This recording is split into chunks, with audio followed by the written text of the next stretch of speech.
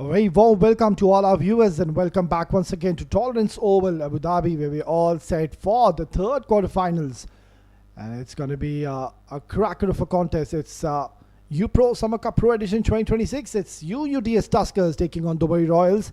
Two teams who've played exceptional cricket throughout this tournament are now going to be battling it out to cement their spot in the next round of this tournament. Right then, just a short while ago, I was there in the middle with the two captains and the match referee for the all-important toss.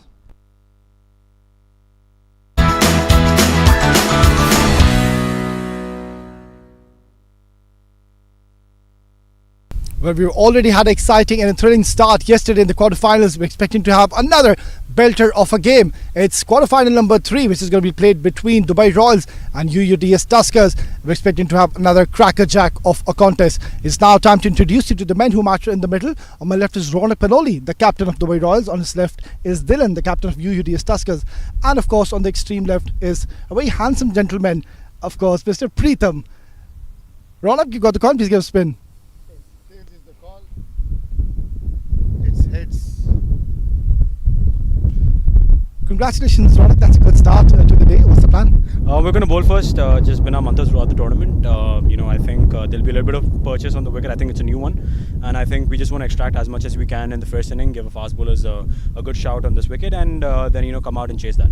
It's a new surface, and you're bowling first. How much do you think is going to be a good score you would want to restrict your opponents on?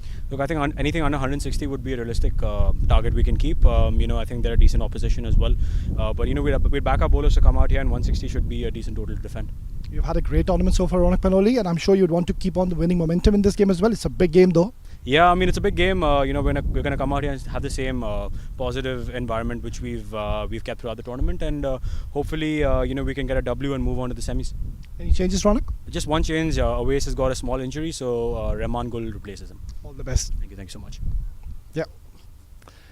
Dylan, unfortunately, lost the toss. If you would have won the toss, what was your plan? No, I also choosing for batting. That's going good because it's a new wicket. I think 180, 175 is good score because our bowling side is good. Today is two batsmen back to the team, Samal and Prashant. I think 175, 180 is good score. It's a big game.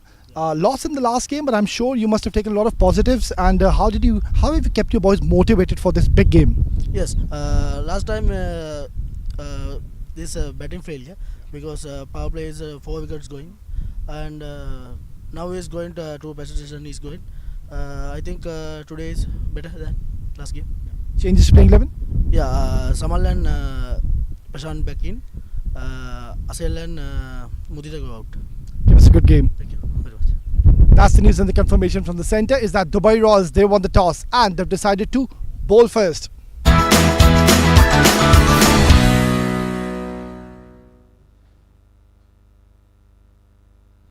I think this is a really good toss to win. It's a very bold move by Ronak Panoli. He decided to bowl first because just to inform our viewers, we're playing on a new surface and there is a tinge of green as well. So we do expect something to happen from the surface. There should be some early movement, especially with the new ball. Right then, let's have a quick rundown of the two playing 11s for this all-important quarterfinals, led by Ronak Panoli, Abdul Ghaffar the speedster, Hamid Khan. He's having a great run so far in this tournament. Wali Afridi, left arm speedster, Wasim Akram. And that is one man who's been bowling exceptionally well. He's been very economical, of course, does tend to pick wickets early on with the new ball. And then talking about Junaid Shamsu, the dynamite. Yeah, he's had a good start to this tournament, but I think he's still due. He needs to get going, and this is an important game for him. And also for his teammates, they would want him to get going alongside Mayank Chaudhary. I think he as well. He started off well, but just losing his track. And Gul alongside Mohammad Taimur, Niraj Keswani, and Rais Ahmed. So that's a very important inclusion, Rais Ahmed. Now talking about UUDS Tuskers, Dylan Suravira, Akalanka Ganigama, Dimutu De Silva, Muhammad Adil Hassan Khan, the speedster, Taraka Dhananjaya, Ravindra Sanjay, Aravind Janidu Inuvara, Nadish Bhandara, Prashant Kalhara, and good to see Samalutavatta gets a game in this all-important quarterfinal. Now that is a big inclusion for UUDS Tuskers. We know how talented and a technically correct batter is Samala Davatta, and he's somebody who really can adapt to any kind of format. I've seen him even go on to play T10s, and he's a tailor-made cricketer for a longer format. He's been getting a lot of hundreds and 50 over game. Very compact, very sound and mature cricketer. Values his wicket. He's somebody who won't really just come out and blast and look to go for those power hits. He's a very sensible cricketer. We've already seen a couple of exciting thrillers last evening, and we know our first two semi-finalists. Of course, 7 districts have qualified for the semi-finals alongside Abu Dhabi Smashers. 5 out of 5 for Abu Dhabi Smashers. Incredible tournament for them so far. Of course, this is their home ground. And yeah, they're still setting up the field. So we'll have to wait and see as to which two fielders he's going to opt to keep outside the 30-yard circle. Usually Wasim Akram has gotten a deep square leg alongside a deep third man. So yeah, he's having a deep third man. That's one. And I just have a feeling, yeah, they're pushing back the square leg. So deep square alongside a deep third man. Now it's very interesting. I can see that Wasim Akram, he's bowling on a new surface with a new ball. It's an afternoon game. We're not really sure how this wicket is going to behave. So I think you can always afford to have at least one slip in place and just see what happens. I mean, these cricketers, they've played so many games here in this ground itself, so they know how this wicket behaves. Right then, there's our two umpires out there in the middle who've done a decent job. It's Ananta Kumar alongside Akram Zahid. So two very experienced umpires out there in the center. And this is surely going to be one heck of a contest. UUDS Tuskers, they've had a decent tournament, and the last game, both of these teams have gone on to lose their last game in the group stage. But yeah, they will want to keep that in their past and would want to focus on this all-important quarterfinal. Starts off with a wide. You will have to wait and see at least a couple of overs as to how this wicket will behave. I did just mention that it's a new surface. We've played a lot of games just on the right side of this track. Almost around 10 to 12 games. So now this is going to be a challenge for the batters, I believe. That's up in the air. It's been chipped. And very lucky. This could have really gone anywhere. Needs to be a little careful. Yeah, I wanted to time it rather than hit it too hard. But the problem was that he didn't have a lot of pace to work with. And it could have been a better option if you could have flicked it towards the leg side rather than going towards the long one. That's a very difficult shot to execute, and he almost gave away his wicket.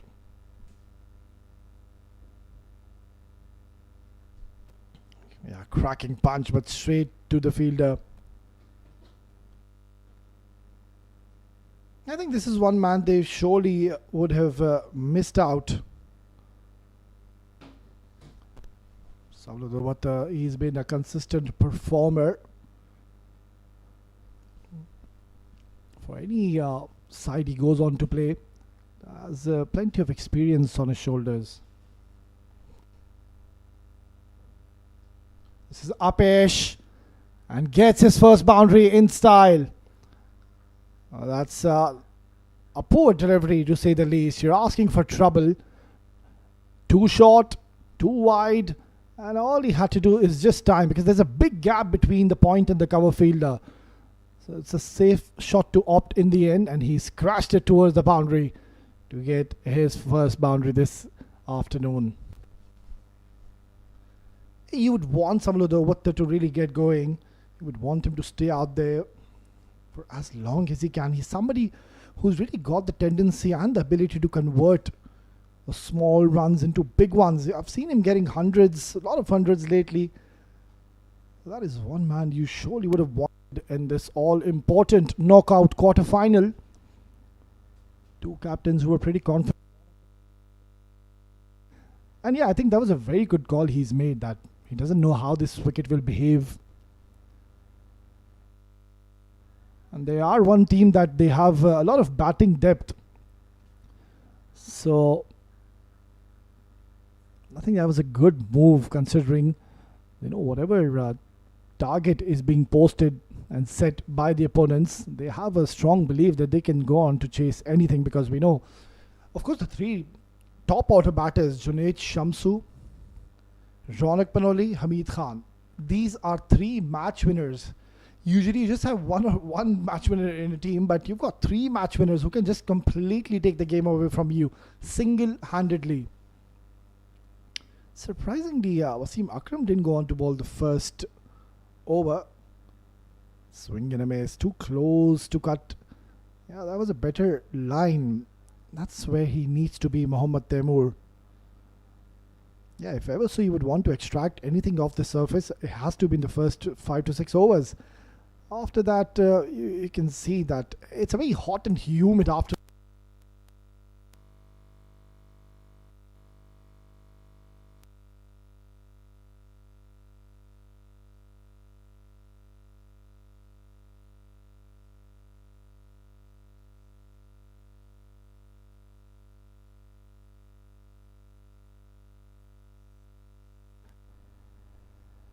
End of over number 1, it's 10.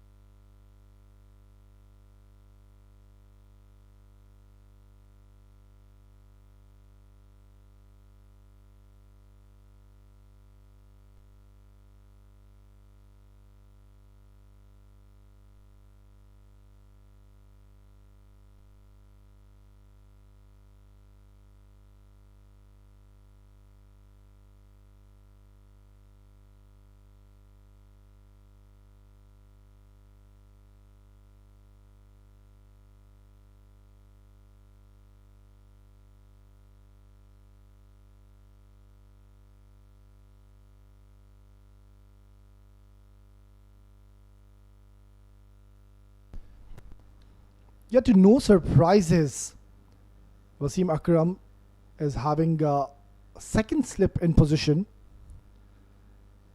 Of course, he will enjoy his outing against the left-handed batters. Akalanka, on the other end, he's having a great run so far in this tournament. We've seen that more often than not, he's the one who's been taking the responsibility to get his team off to those quick flying starts. In the modern era, of course, you need somebody like Akalanka in your team, be it any kind of bowling attack, he will go after you. And he so far has found success in doing so. Has gotten his team off to good starts. Clipped in the air. Don't really think the ball will have enough legs, but they should be able to come back for the second. So it is a cautious start. Samaludawatta already on 11. On the other end, Akalanka hasn't gotten on strike so far. As I did mention on regards to the climate and the conditions out there, it's very hot, it's humid, hardly any breeze going across. So keep on reminding, of course, health and safety is our first priority. So they would want to ensure they keep themselves hydrated after every couple of overs. She wasn't in control. The idea was right, but been more comfortable by playing it in the way down the ground. But just because Wasim Akram bowled it at a perfect length, Samal couldn't time it and get it from the middle of his bat. So yeah, the players need to ensure they get those much needed electrolytes going in their systems. Well, this is Upish once again, and I think he has passed the fielder. That is such a glorious hit by Samala Davatta. He's just got into the playing 11, and you can see that it just looks like he's straight away come out of a net session, because he is in a great touch. He's already gotten 15 runs. It's a very cautious start as well. It's not that he's just going and throwing the kitchen sink at the bowlers. He's waiting for the losers. That was a full delivery. It was meant to be hit. Once again, another full delivery. Yeah, looks very stylish and elegant, doesn't he, Samala Davatta? He's got a very nice and a positive attitude towards the game. Somebody who's very confident.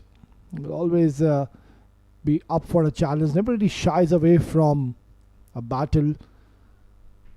So his inclusion, how important is it? And this is good start. I mean, it's really good news if ever so you're a fan of UUDS Tuskers. Because Samal is off to a very good start, and now he's dismissed this from his presence. That is such a stunning stroke by Samala Davatta, and Wasim Akram trying his luck, banging shot to Samala Davatta, but that is never the right option, because he is one of the fierce strikers of the ball. The moment you opt to bowl short to him, he's not going to spare you, and he has absolutely made the ball disappear out of the park. Useful over for UUDS Tuskers. It's 22 for no loss.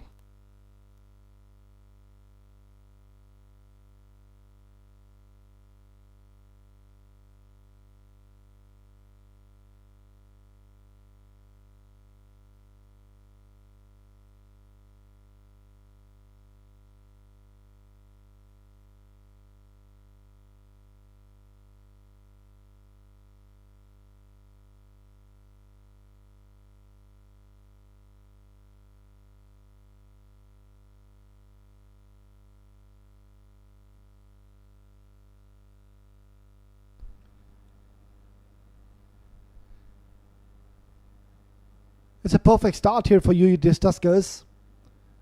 Not so for Dubai Royals. I think they've been lacking consistency. Even Mohammad Taimur, you did see the first over.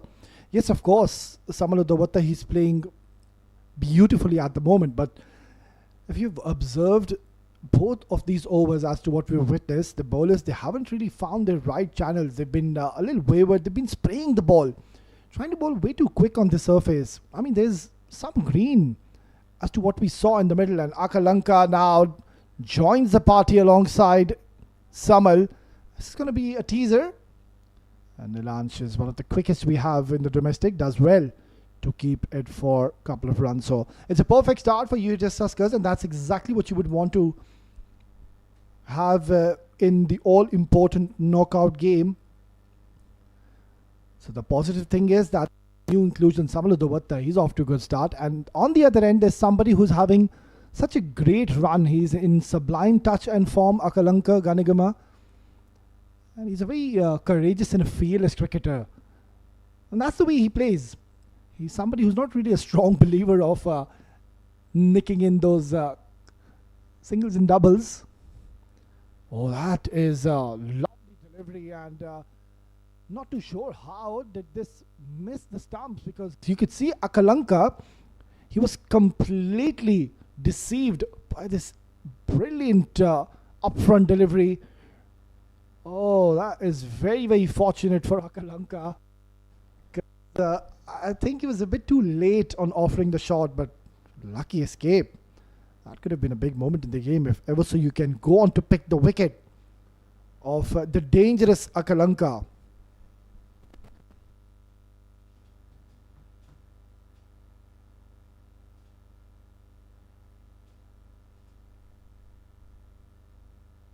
Oh, it's Nova! Fantastic delivery by Mohammad Taimur. And you can see that he was already asking a few questions to Akalanka, but that is a rep snorter. Just a hint of movement. That was enough to pass through the gates of Akalanka. But this is a big moment in the game. They've lost Akalanka, who we know who's been making a vast difference in the first 6 overs, will have to depart early. It's 29 for 1.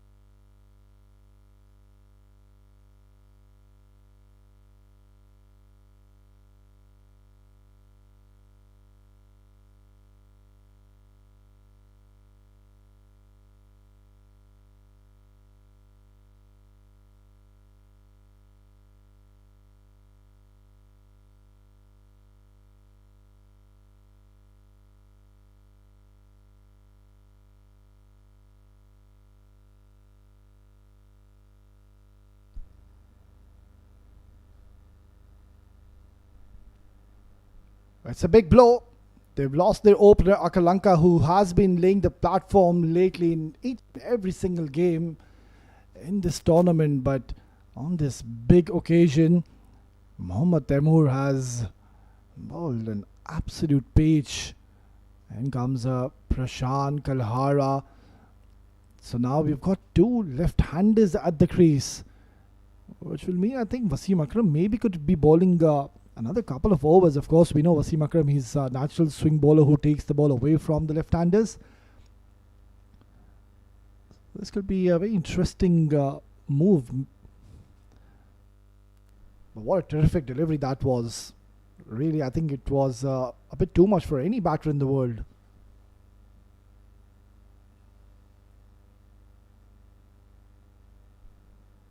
Swing and a miss. Yeah, gotten away with it. And that is one way to really put the brakes on the acceleration of runs every time you go on to pick up a wicket, especially in the power play. There's a few dot deliveries, and that's something which you don't want. As a batting team in the first inning, you would always want to ensure you get your team off to a brisk start. They have already. Samalu Davatta is batting beautifully. But on the other end, Temur, he's bowled an exceptional comeback over. It's 29 for 1.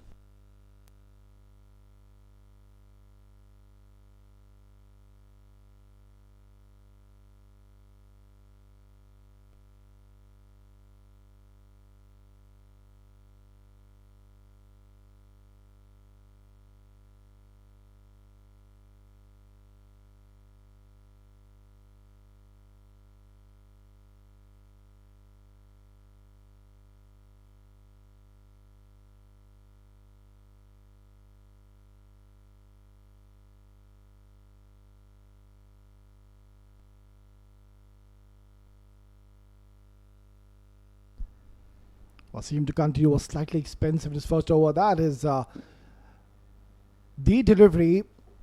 I would want these bowlers to bowl. That's something which you don't really see. I mean, they know it's a new ball. At times, the bowlers, they are a little hesitant to bowl right onto the line of the stumps, a bit fuller. But for me, I think it's a wicket-taking delivery. Of course, the great Shaheen Shah Afridi, he's a master of it. Left-arm swing bowlers, pretty similar kind of bowlers. Wasim Akram, of course, he doesn't really have that kind of a lethal pace which Shaheen bowls with. But then again, he does have that prodigious movement which he gets off the air and also off the surface as well. And as we know, it's a new surface, so we do expect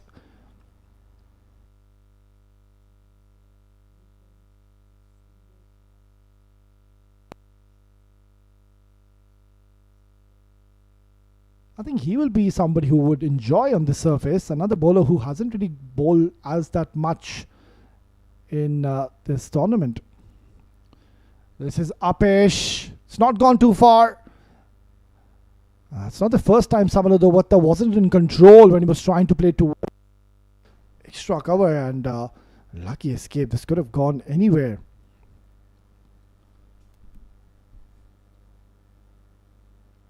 So much is not going to be dependent on Samalu Davatta, already off to a good start. He's somebody, once he gets those starts, once he gets into his 20s, 30s, it just gets very difficult to get rid of him.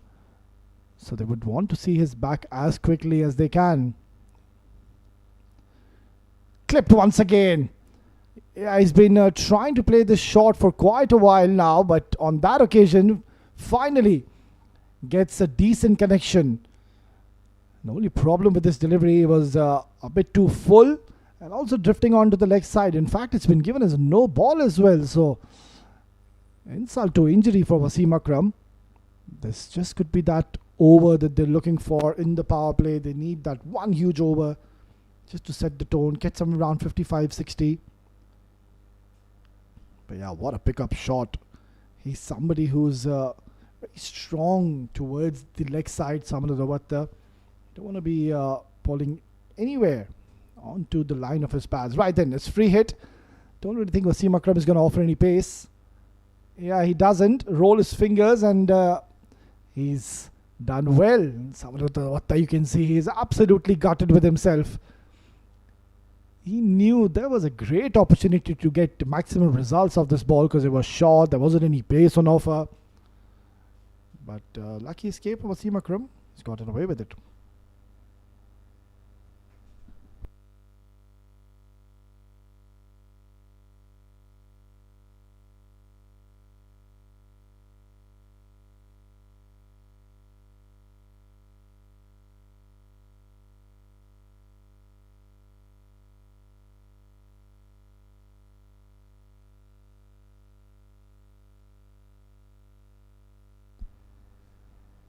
So having a deep fine leg in position for Samal.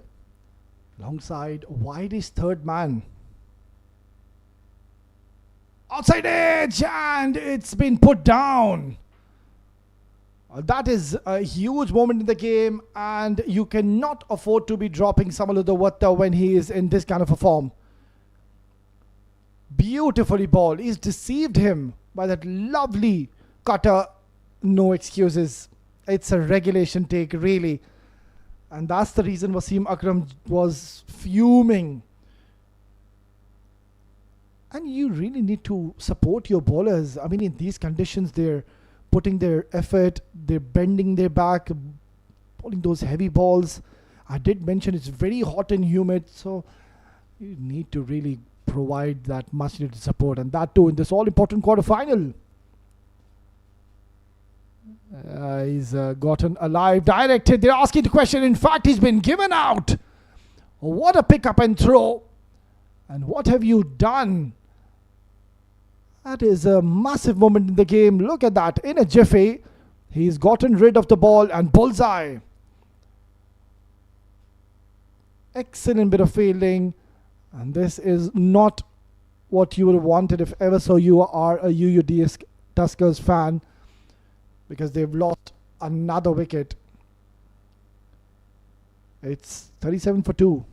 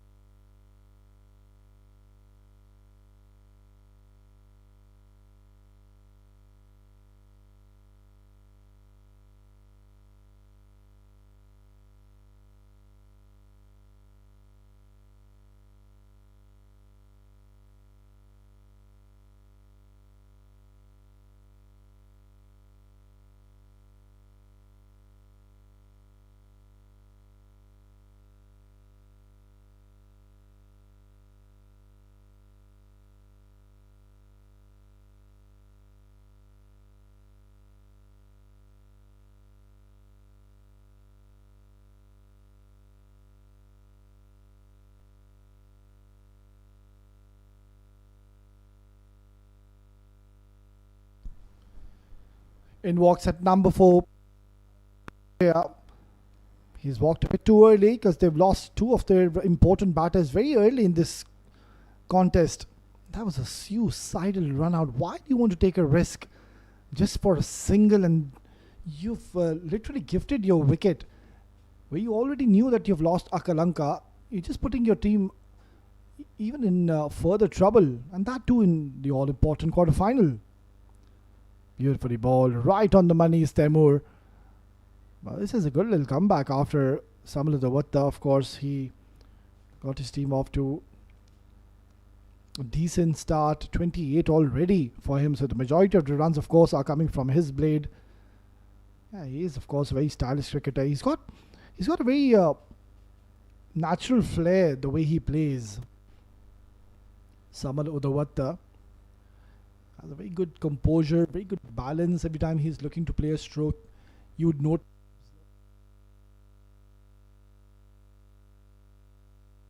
follow Very good delivery. He's deceived Samal. So that's a good little battle we're witnessing between the two. Samal, of course, has gotten life. But yeah, he's a very fine talent, isn't he? Very relaxed, very stylish. Effortlessly, he gets those boundaries. And of course, does have that Caribbean feel every time he looks to play towards the leg side, making every innings exciting to watch. This is Apesh. Should come back for the second. Again, he wasn't in control. So, yes, he has gotten his team to a good start, but so far he hasn't really found the middle of the bat. That once again was a streaky shot, bat twisting in his hand. So, the men in yellow, they will believe they do have a strong chance. They did, of course, create a chance mind in the last over where Wasim Akram almost got the better of him. So, and that would be a big blow if they can get Samal Udavatta. Beautifully done. Now, this is where I think Ronak Panoli, he's made the right move. He was out there in the center. He did assess the conditions and he knew that there is a tinge of green. So the fast bowlers, if ever so, they bend their back and they look to land the ball in the right areas. And Taimur, he's that kind of a bowler that you won't expect he will skid the ball. He will get that extra bit of prodigious bounce. The ball will kick off the surface. So you would expect him passing through the bat. Just like that. So he's making life a little difficult for Samal. And Samal, he needs to now just be a little patient out there. Because he knows that Mohammad Taimur, beg your pardon, he's bowling exceptionally well. He's a threat to him at the moment. So might as well just see his over off. It's just the last delivery. I don't think so we're going to see another over from Taimur because he's already into his third over. It's going to be an important delivery. We'll have to wait and see Samal Udavatta goes for a big shot.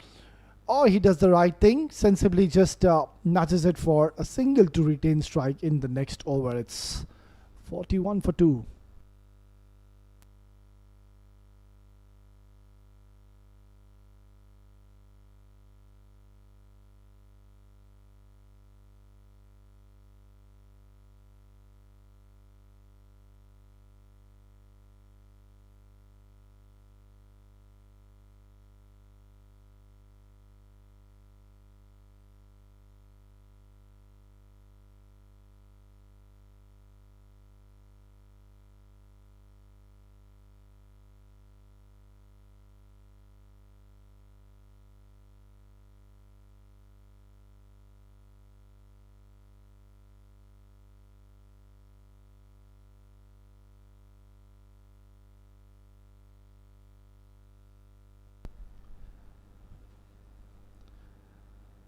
Well, the captain, Ronak Paloli, deciding that he needs to give one more over to Wasim Akram because he was bowling exceptionally well. He almost got the wicket of Samal. Now, all of a sudden, they made a good little comeback here, Dubai Royals. We did see 3 expensive overs in the start and then they managed to pick up Akalanka. That was a very good delivery by Taimur. He knocked his stumps.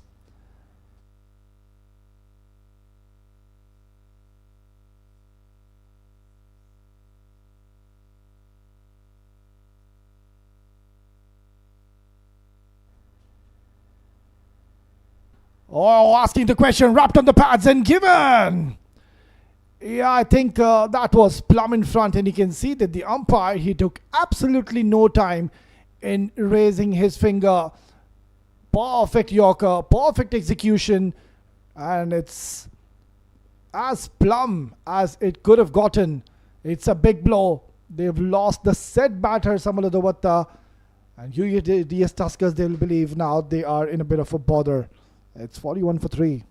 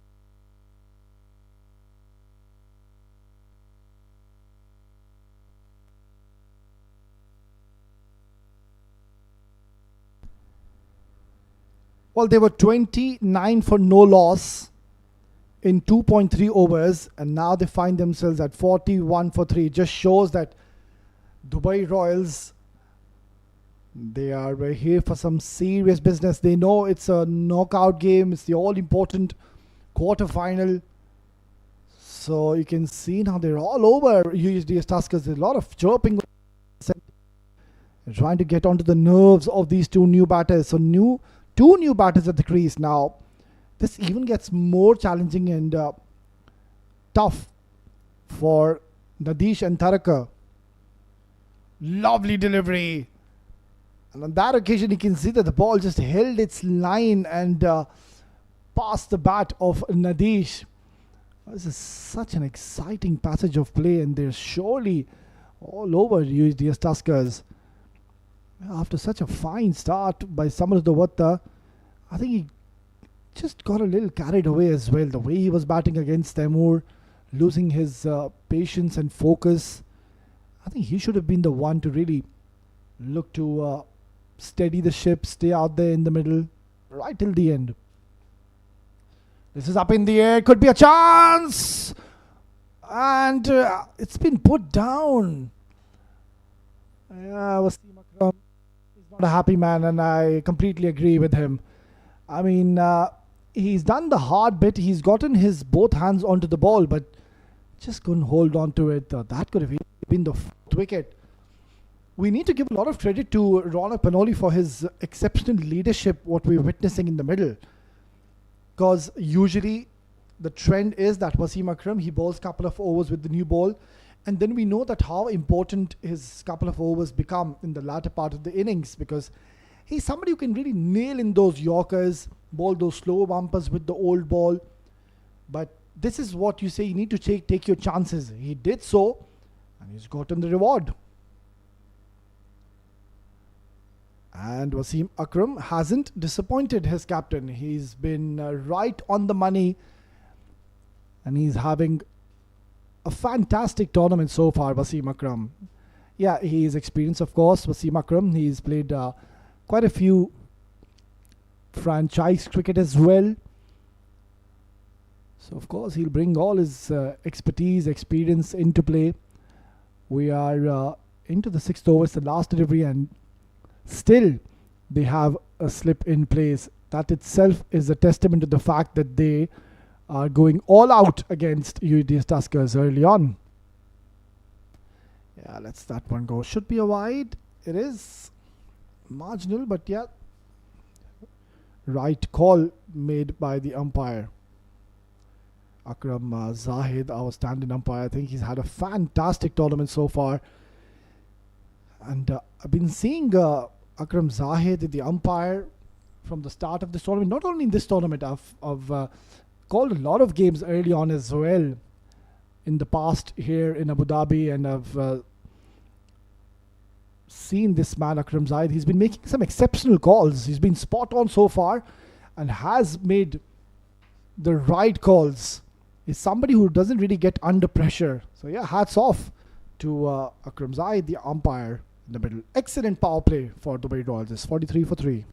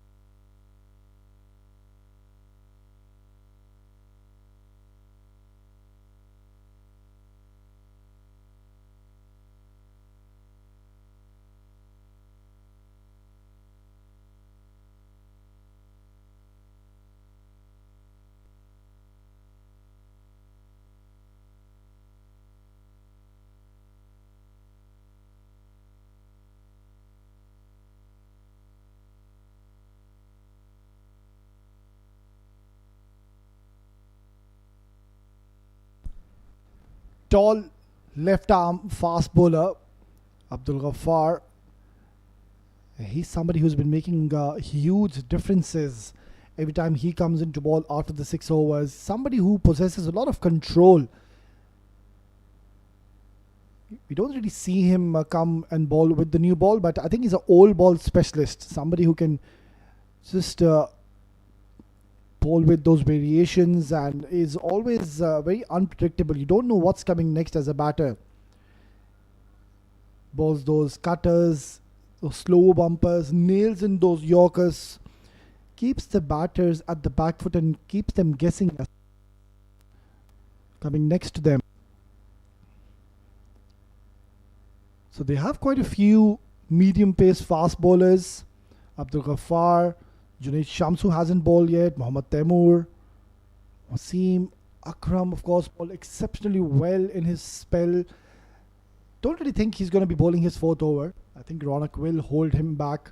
You need Wasim Akram's 1 over in the end.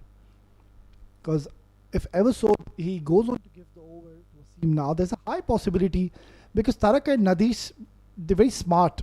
They know that Wasim Akram, if ever so bowls another over, what is the reason that he's bowling that over? And that is to go on to pick up a wicket.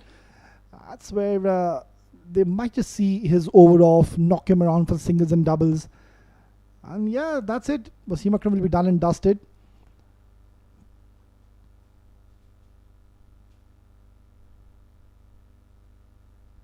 And that's what they need at the moment. They need to build a partnership. This is what we saw even yesterday, that Dial Up Battery Gorilla 11, they missed a trick or two. I mean, they were playing against a team who haven't lost and tasted loss in this tournament so far, Abu Dhabi Smashers. And I remember they were 80 odd in 6 overs, maybe without any loss. They were off to a flyer. But then the problem was the middle order batters, they played a lot of dot deliveries, and that put immense pressure on them, on themselves, and as well the next batters to come in. That's what Nadish, Bhandara and Taraka, they need to be mindful of, that they keep on chipping in with the singles and doubles if ever so the boundary is not coming. Because at the moment, if ever so either of these two batters try to go for a big shot, there's an element of risk. And you don't want to be 46 for 4, 46 for 5, then even getting 150, 160. It's going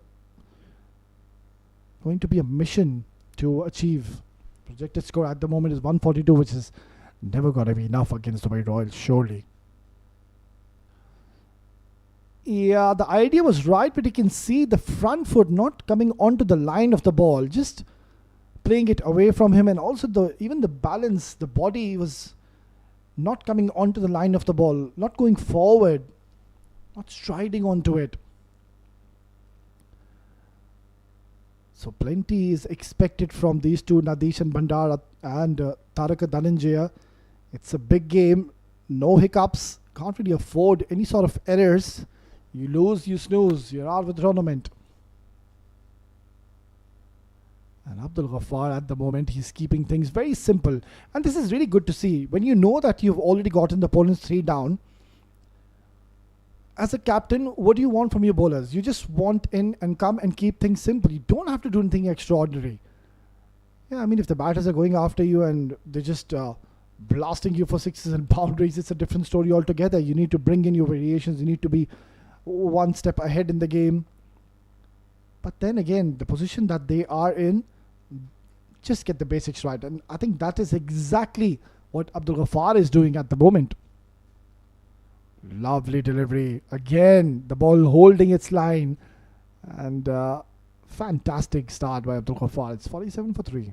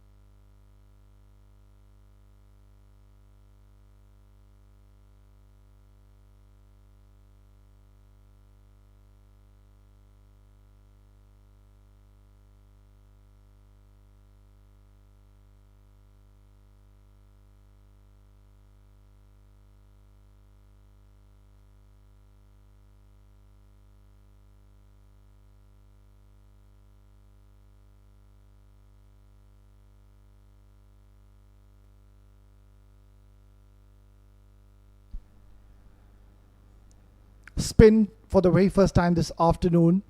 We'll have to wait and see if ever so Nilansh can get any kind of assistance. As I did mention, we're playing on new surface together in this third quarterfinal. So we're not really sure what Nilansh has in store for us. Oh, a bit of extra bounce, surely. That ball, you can see it did held its line, but it just ballooned. Good take by Mayank Chaudhary behind the stumps. This is going to be very interesting and exciting passage of play because the two batters, they're trying to build and construct an innings. And the fast bowlers, they kept things very tight. They haven't really allowed the batters to get going. They need to target someone, but is Nilansh a good option? I'm not too sure because he's somebody who is having a brilliant tournament so far. He's bowled exceptionally well throughout the tournament, and also, of course, most of the viewers watching this game who aren't aware as to what level he's played. He's played for the UAE national team. He's a UAE capped cricketer on your screen, Nilansh Keswani. Gun fielder, tremendous bowler, and we know how handy he is with the bat as well. So this is one side that are in for a serious chance to go on to even clinch the finals. 50 up for UUDS Tuskers. It's come a bit too late, and also with the cost of 3 important wickets fallen.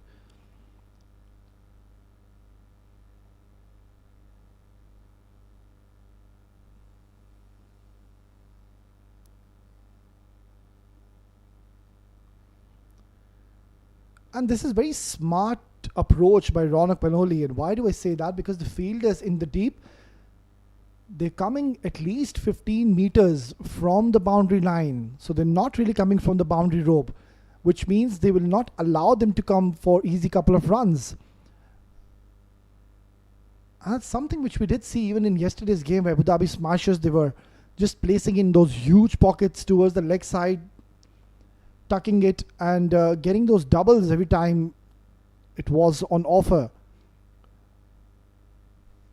So this is where the captain, I believe he switched on, and this is really good thinking. Not allowing them to pick up doubles, and you can afford to have them 10 meters up from the boundary line because they're not even going for the big shots as well.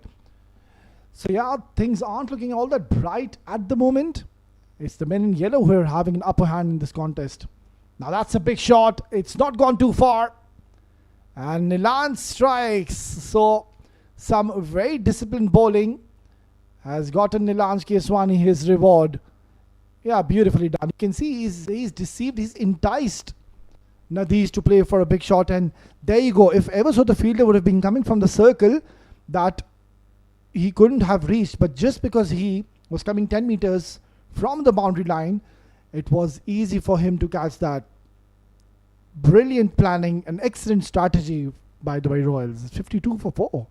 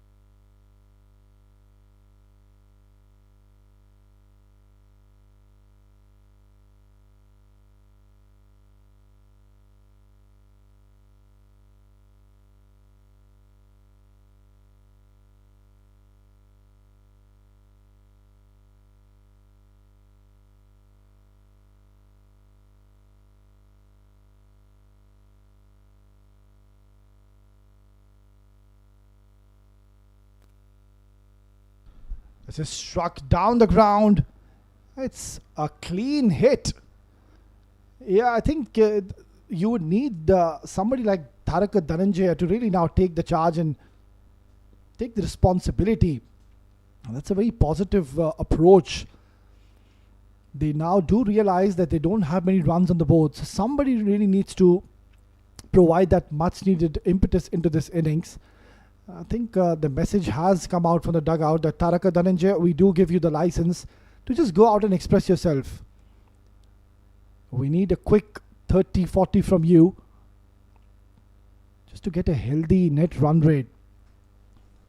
And we know Taraka Dhananjaya, he's a very quality right-handed hard hitter. He can get his team out of this difficult situations that they've gotten themselves into. And it's not that they had a poor start. I mean, they had a really good start. Eventually, they got quick runs because Samala Davatta was batting beautifully. But then, after the dismissal of Akalanka, then followed by a run out, that was the time that they were at the back foot. And now another new batter who's just made his way in the middle, Dylan Sarovira, will have to adapt to the surface, of course. It's a new wicket, it's a new track. So you need a little bit of time. It's not going to be all that easy to just come in and express yourself and look to play aerial.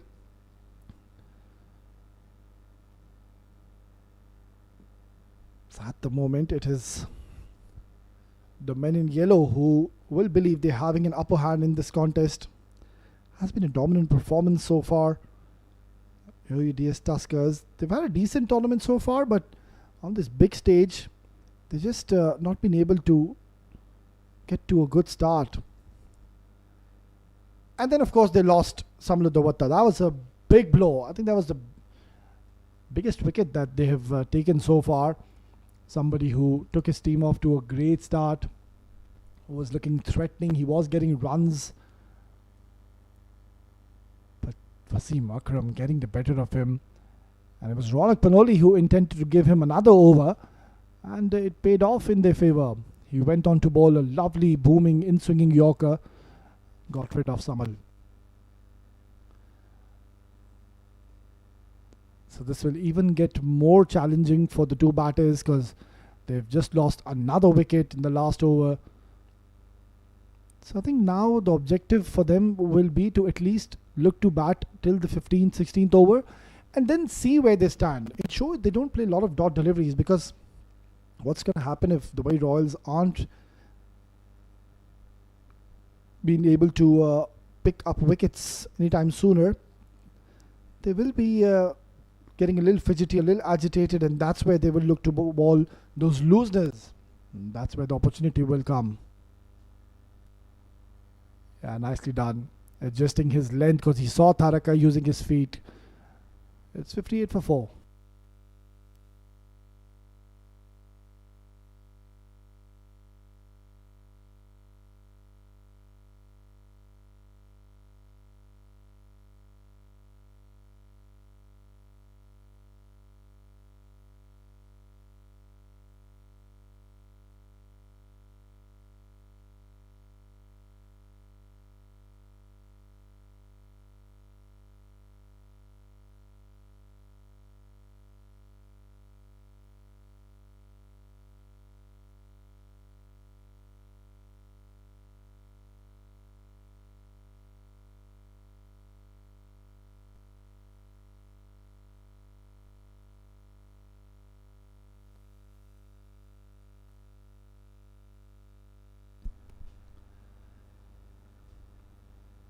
It was a perfect start for Nilansh Keswani, already a wicket to his name. Oh, he's gotten away with it, surely. That was down the leg side, and all Dylan had to do is get some bat on this, as we know that the fine leg was in the circle. But I really like the approach by Nilansh. You can see he's tossing the ball up. He's not really giving any pace for the batter to work with. Again, nicely done.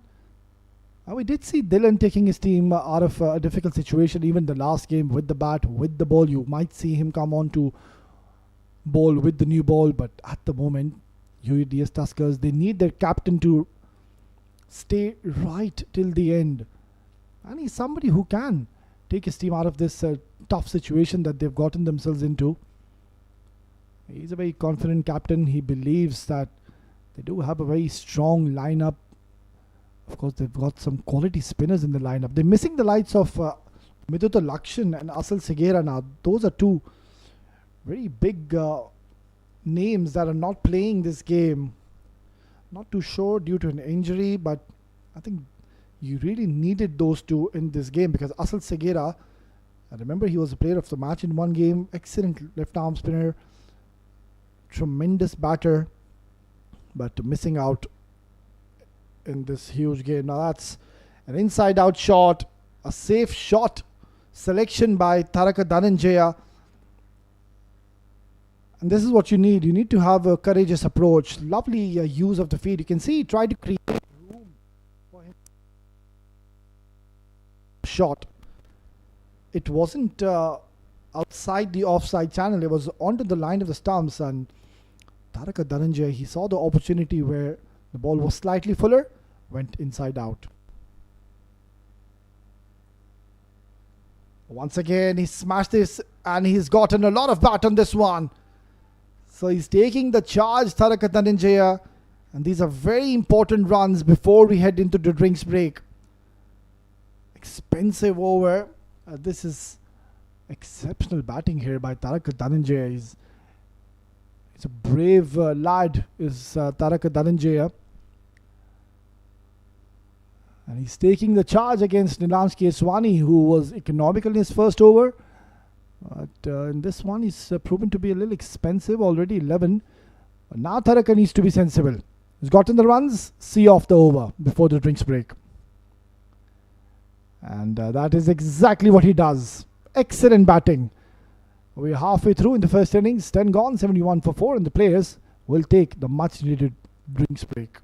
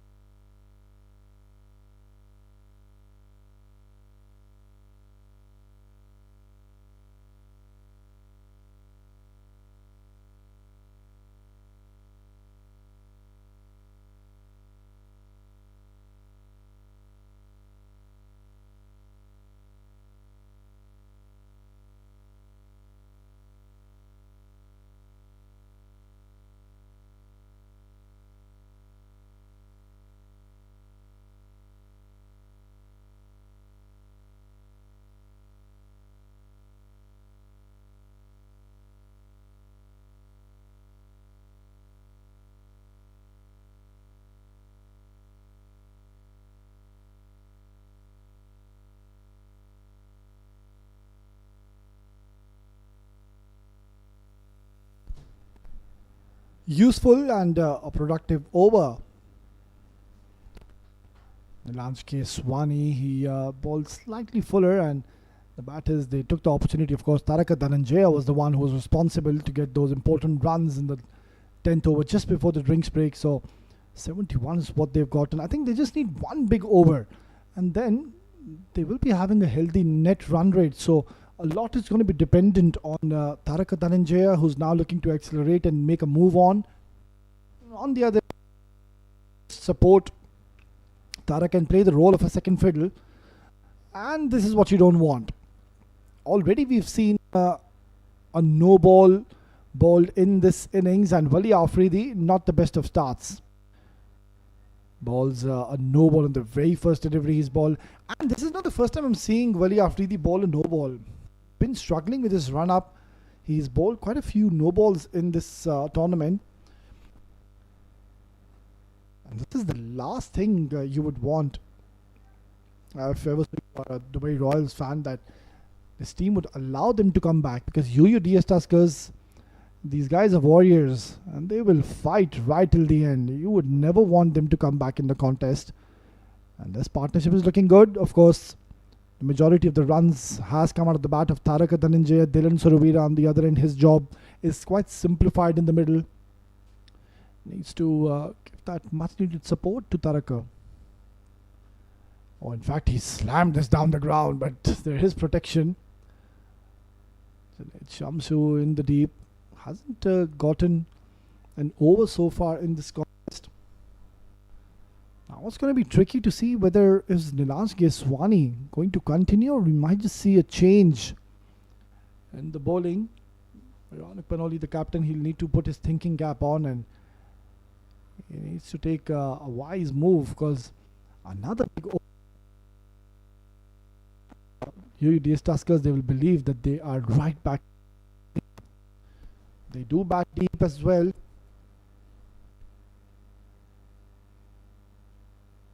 Oh, that's a sharp bumper. They're looking at the umpire. It's been given as one for the over. So no more bumpers in this over. So Taraka would expect it will be a little short, not all that much, because he can't bouncer. So you could see him bowling in the slot, right in the block hole.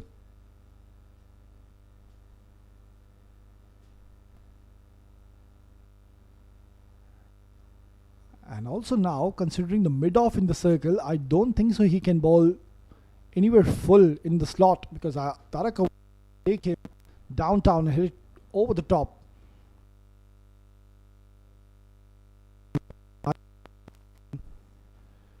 So he'll have to be aggressive, but at the same time, he'll need to be sensible at the same time. This is where a batter's character at times is being tested, because these are the situations which really makes a big difference. It really aparts and separates you from being an ordinary batter to being an extraordinary batter.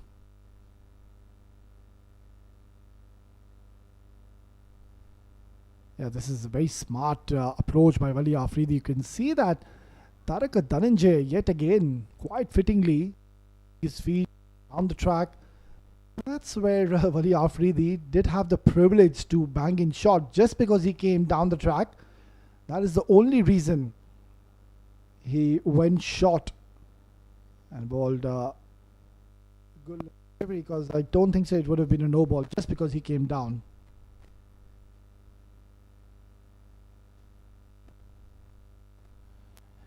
Use of the feet once again. He's been very busy at the crease.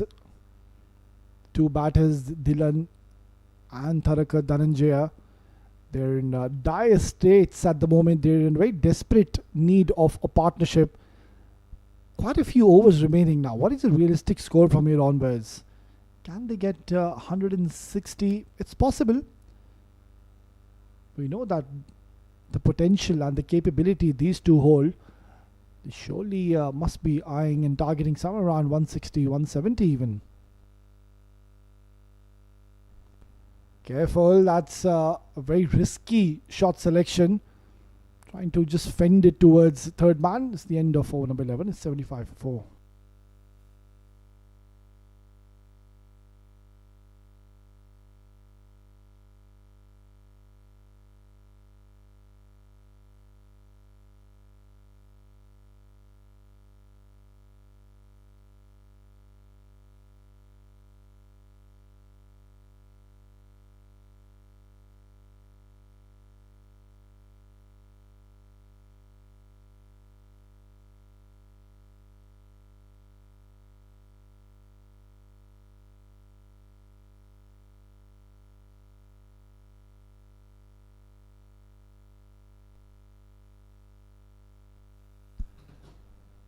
So showing a lot of faith and trust in his bowlers, Ronak Paloni decides to continue with Nilanj Keswani, who bowled very economical first over, did find success by picking up a wicket.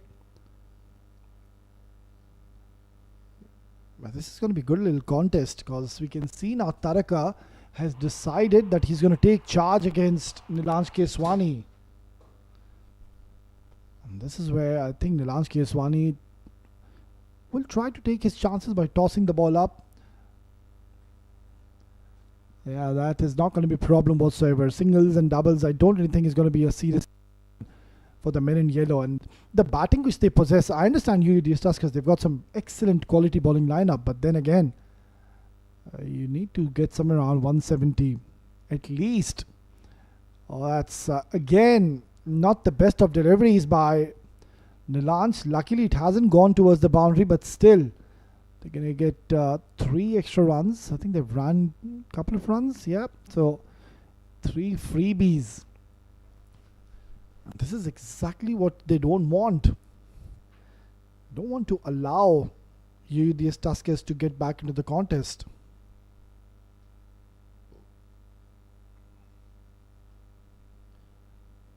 Oh, a bit of aggression shown by Nilanj Keswani. Yeah, the Dylan, the captain, he's got a wry smile on his face.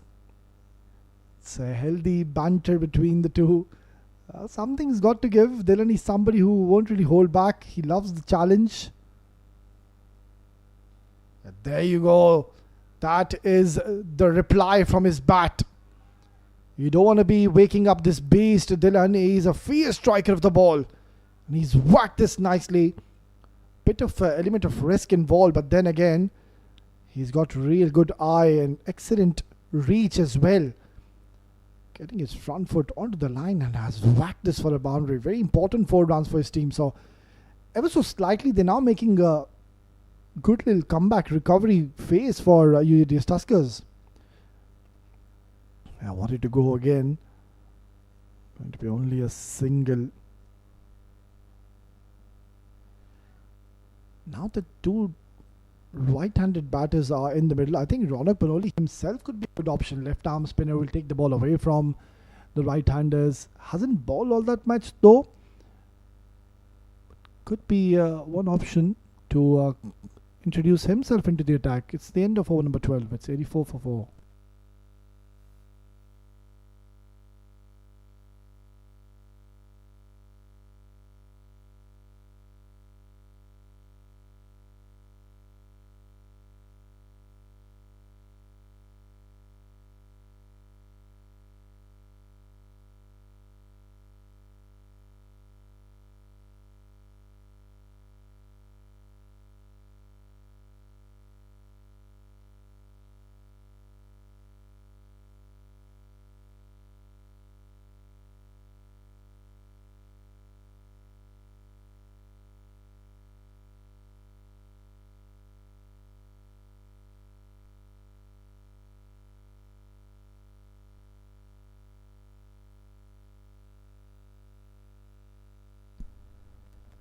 Even though he did go on to all, still he's given only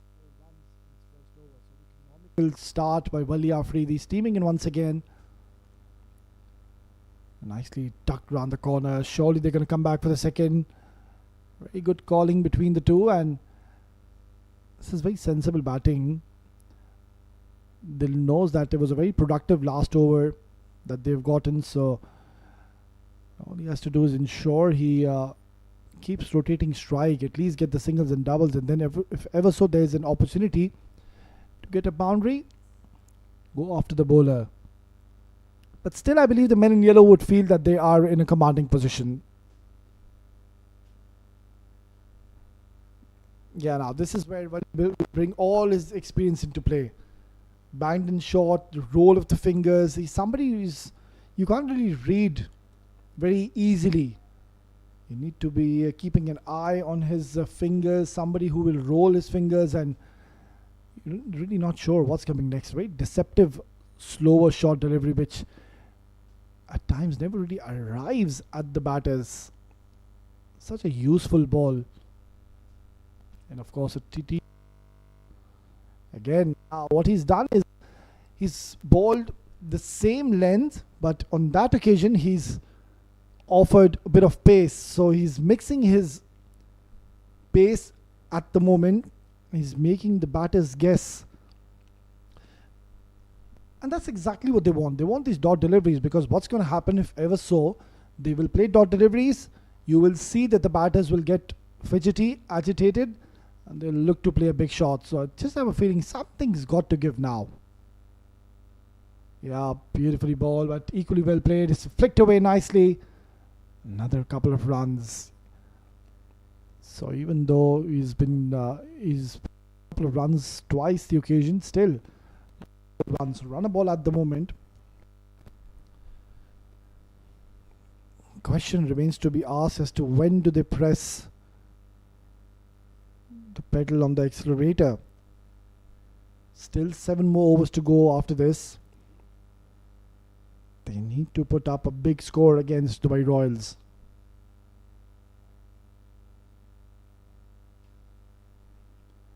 Yeah, trying to hit it a bit too hard, losing his balance. Nonetheless, this is a very good over, and this last delivery, I believe Taraka Dhananjay will now have the license to really go hard and ensure they convert this 5-run over into at least a 9 or 11-run over. Boundaries have certainly dried up. We did see one boundary in the last over. That's all because Dubai Royals have been keeping things very tight, using this surface to their advantage, and have made life extremely difficult. Now that is an excellent stroke. You really need a very good eye to play these kind of shots, and he's made it look so simple. Using the pace, excellent improvisation, and nothing much what he could have done. Good end to over number 13 for UUDS Tuskers. It's 93 for 4.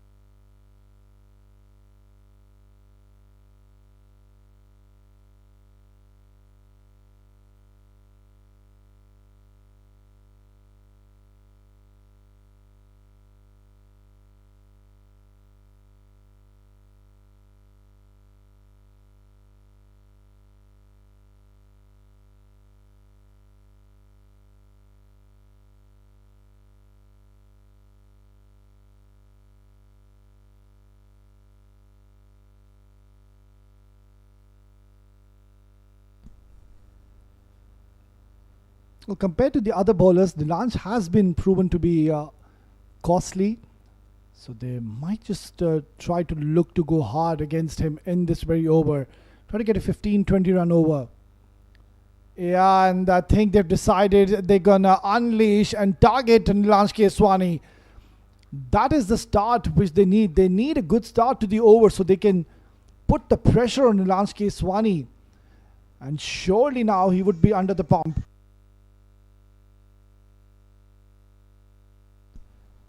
Because if you concede a boundary in the very first ball, you're always at the back foot, because that's why you're just trying to bail out. You're trying to just get through your over.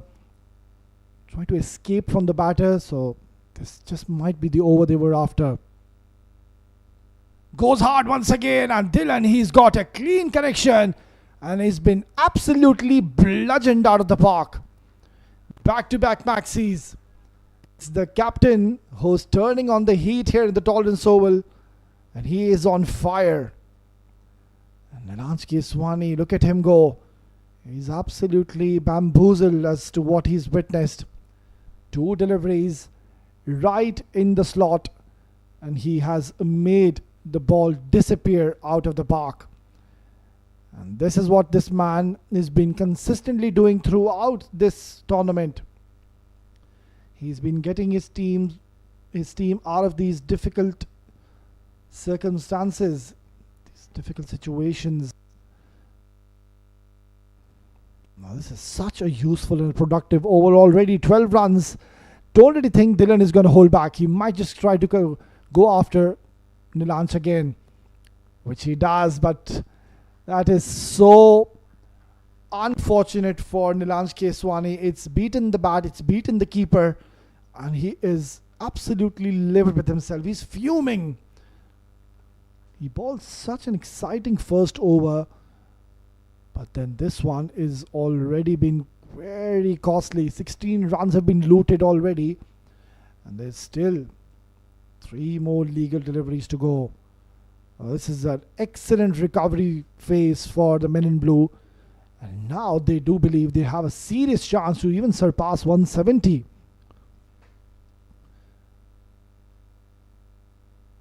What a brilliant captain's innings are we witnessing. I think one of the players he's been he needs some medical attention. I think he's getting a little dehydrated, so surely we'll be taking a short little break.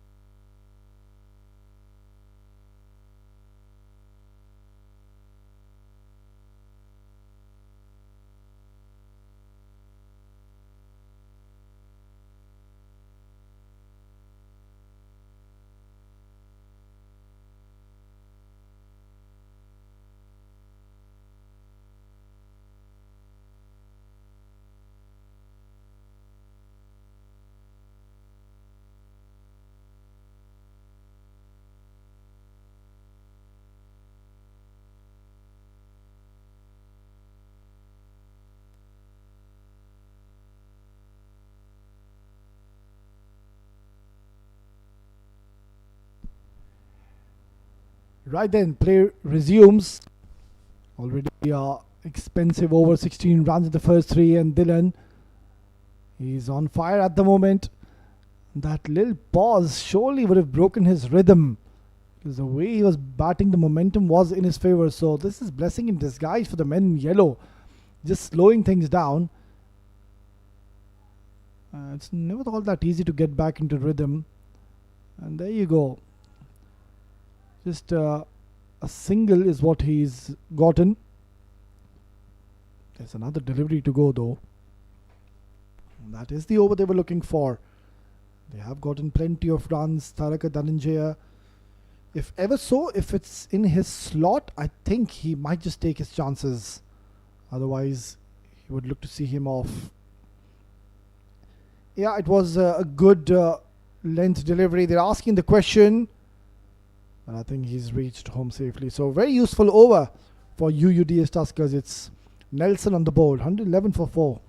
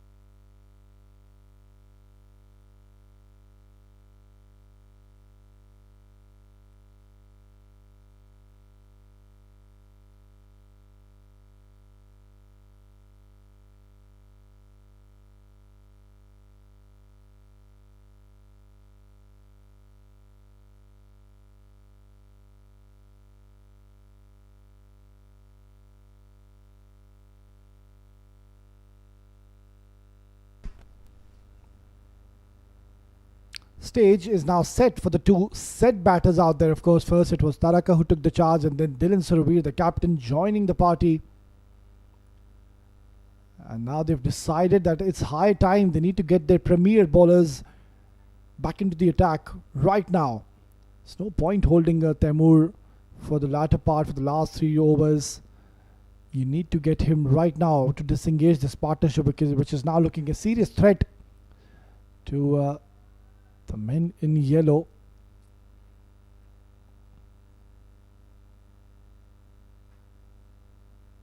It's not really happy with the popping crease where the foot lands whilst bowling, especially for the fast bowlers. Umpire's having a quick check on it. Ronak and Hamid alongside him. Of course, these are the two batters you will see. They will come out to open the innings soon, in an hour or so, who have provided a lot of entertainment. I think they're just going to have a quick look at the landing area. We'll just take a short little break.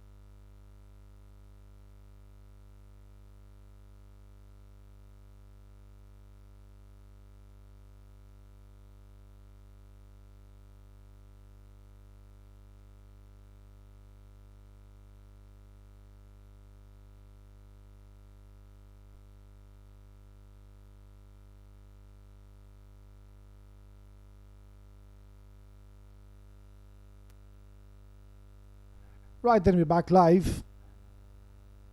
Yeah, that landing area for the bowlers needed some attention and fixing. I think it has been sorted. So the play resumes. Mohammad Taimur, who's been by far the pick of the bowlers so far in this innings, has been introduced early to pick up a wicket and almost passing through the gates and easily could have chopped back onto the stumps. Lucky escape for Taraka, but what a fine innings from Dylan Surabira. I mean, he really needed the captain to get going because Taraka Dhananjaya couldn't really do this alone. You needed somebody to step up, and it was the captain who raised his hand and really has taken his team out from a tough situation that they were into.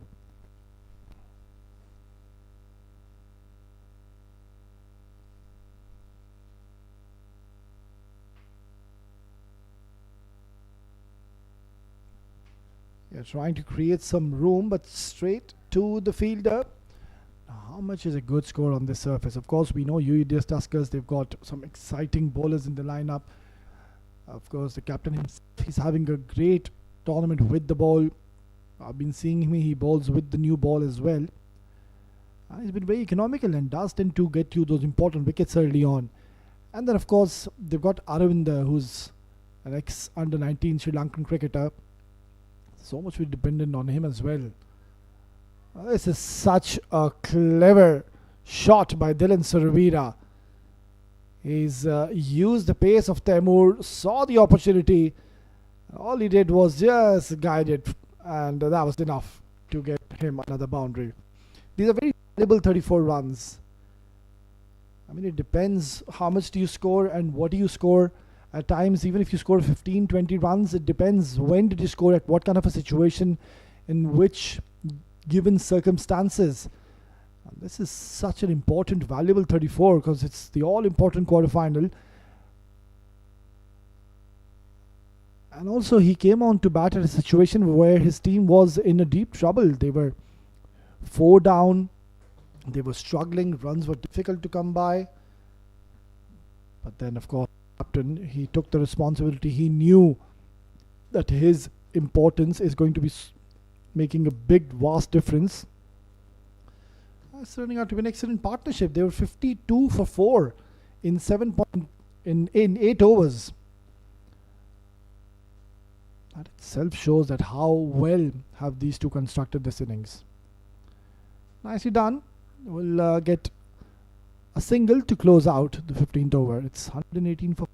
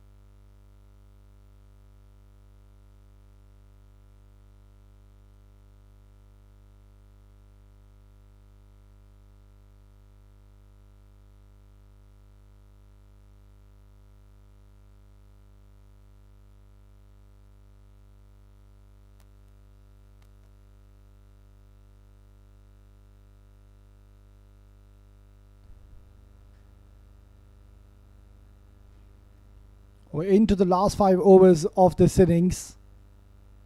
We could be in for a lot of fireworks. That's a good start. Abdul Ghaffar, another bowler, who quite surprisingly was held back. I mean, the way he was bowling, they could have continued with him. He was in a very good rhythm, wasn't giving many runs, but was held back. And now here he is. He's going to be bowling to 2 set batters. So now this is a challenge for Abdul Ghaffar. Both the batters are timing the ball extremely well. It was, of course, Taraka Dhananjaya who took the charge early on, and then joining the party was the captain Dylan Surabira. Oh, that could be a soft dismissal. In fact, it is. Yeah, you can see that the ball did hold up into the surface, and that is what undone Taraka. So Abdul Ghaffar finally has disengaged this very threatening partnership, which was growing in confidence and eases of catches for the captain Ronak Panoli. It's 118 for the loss of 5.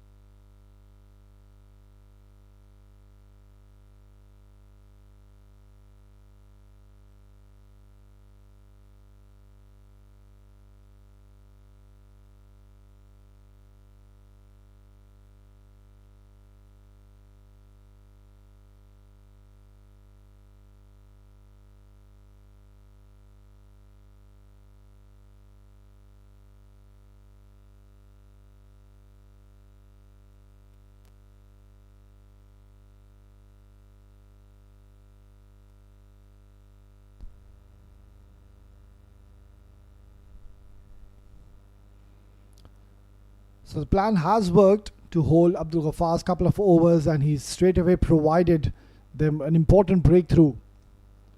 Flicked away very nicely, and straight away gets off the mark. Does the right thing though. You would want to feed the strike to somebody who's batting exceptionally well. It's the captain himself, Dylan Suruvira, very confident man, very jolly character.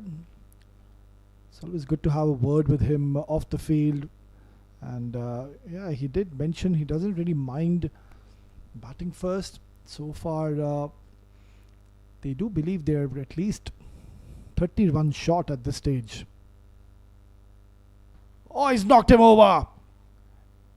He tried to just guide this towards the third man, but the problem was it was on to the line of the leg stump. So there was a lot of risk involved. And he's chopped this back, right back onto the stumps. It's a double blow. Abdul Ghaffar, excellent. He's gotten 2 wickets, and that too of the 2 set batters. That's not good news if ever so you're a UUDS Tuskers fan. It's 119 for 6.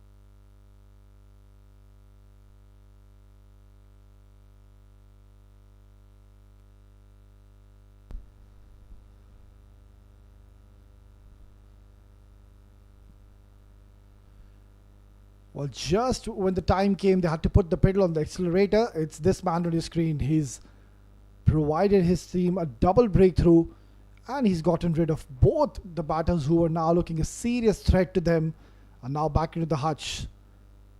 So now Aravinda, the new batter, who's just faced his first delivery alongside Dimutu as well. So now this is a great chance really to restrict them even below 150. Quite possible. Not much batting left after this. It's the last recognized pair, Aravinda and Dimutu de Silva. Can they get another 40?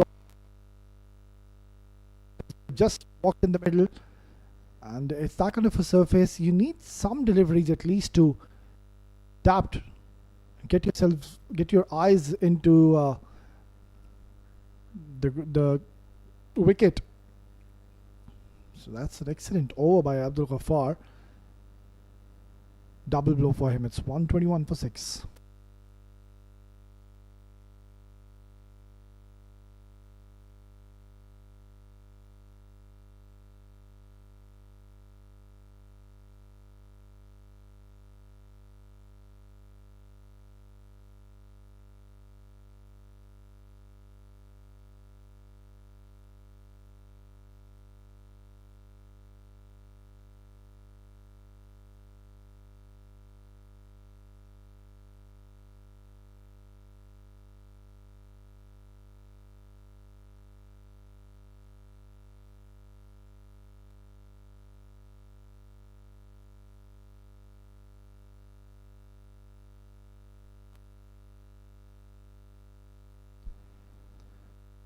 brilliant.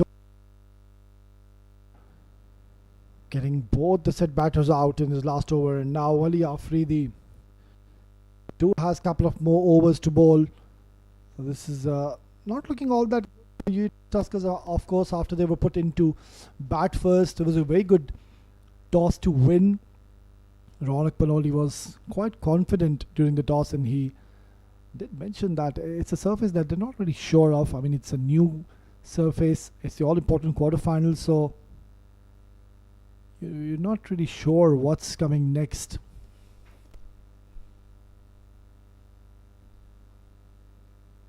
And you're not really sure what this wicket has to offer now. We're into the 17th over, but still you can see that there was a hint of away movement, and that is what has undone Aravinder. Well, this man now on your screen will have a vital role to play in the second innings, of course, with his right arm wrist spin. Somebody who's gone on to play for under 19 Sri Lankan international team. Lovely delivery. Perfect length, perfect channels. And that's exactly what happens when you lose wickets at these junctures of the game, especially set batters. And it's not that they've gotten one set batter. They've got rid of both the batters who were now looking to take charge, looking to shift gears. We did see a huge over in between.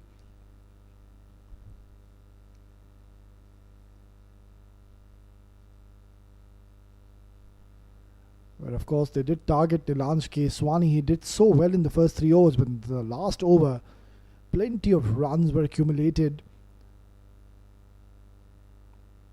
So whilst those two were out there in the middle, we did expect the way they were batting and the way they were cutting loose. We predicted they might just get to 175, 180, but now I think it's not going to be all that easy. It's still possible though, you never know. So I did mention that these two can certainly bat. That's pulled away nicely and with a lot of power and authority. Gets an important boundary. That's what they need. He's getting a lot of support and applause and praise from the dugout, and yeah, I was way too short. And he knew where the fielders are, just bisecting between the two. They do have a deep square and a deep mid wicket, but that deep mid fielder, he's more on towards the cow corner area, so there is a vast gap between the two, and that's where he placed it to perfection. So even though he's conceded a boundary, still he's given just 6 runs. This is an important delivery. Apesh, surely they're going to come back for the second. Eventually they will. So decent over for UUDS Tuskers. Comes to the end. It's 129 for 6.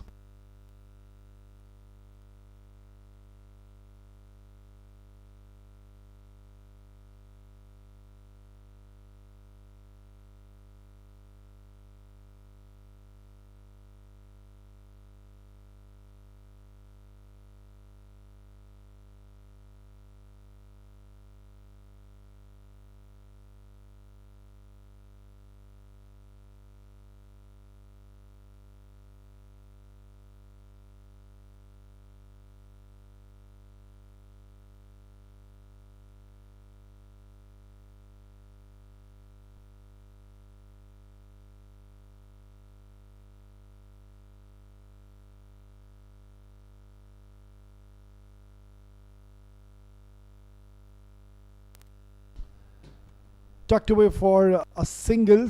Isn't going to be a problem whatsoever for Dubai Royals, but so far the decision has paid off. They bowled exceptionally well, of course, Wasim Akram and Taimur with the new ball, setting the tone early on. Wasim Akram picked up one of the most important wickets of course, a set batter.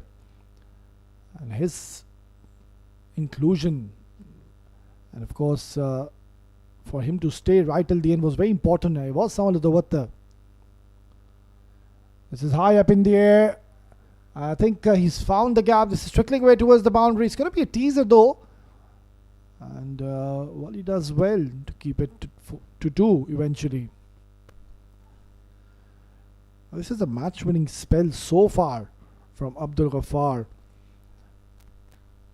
And that's why he's a quality bowler. I mean, he's been around the domestic circuit for quite a few years. He knows how to bowl on different conditions, on different surfaces. He was out there, he did have a quick look at the wicket and he did see that there was tinge of green. There was some help for the fast bowlers. He's extracted and taken advantage of the surface and has used this wicket to its full potential.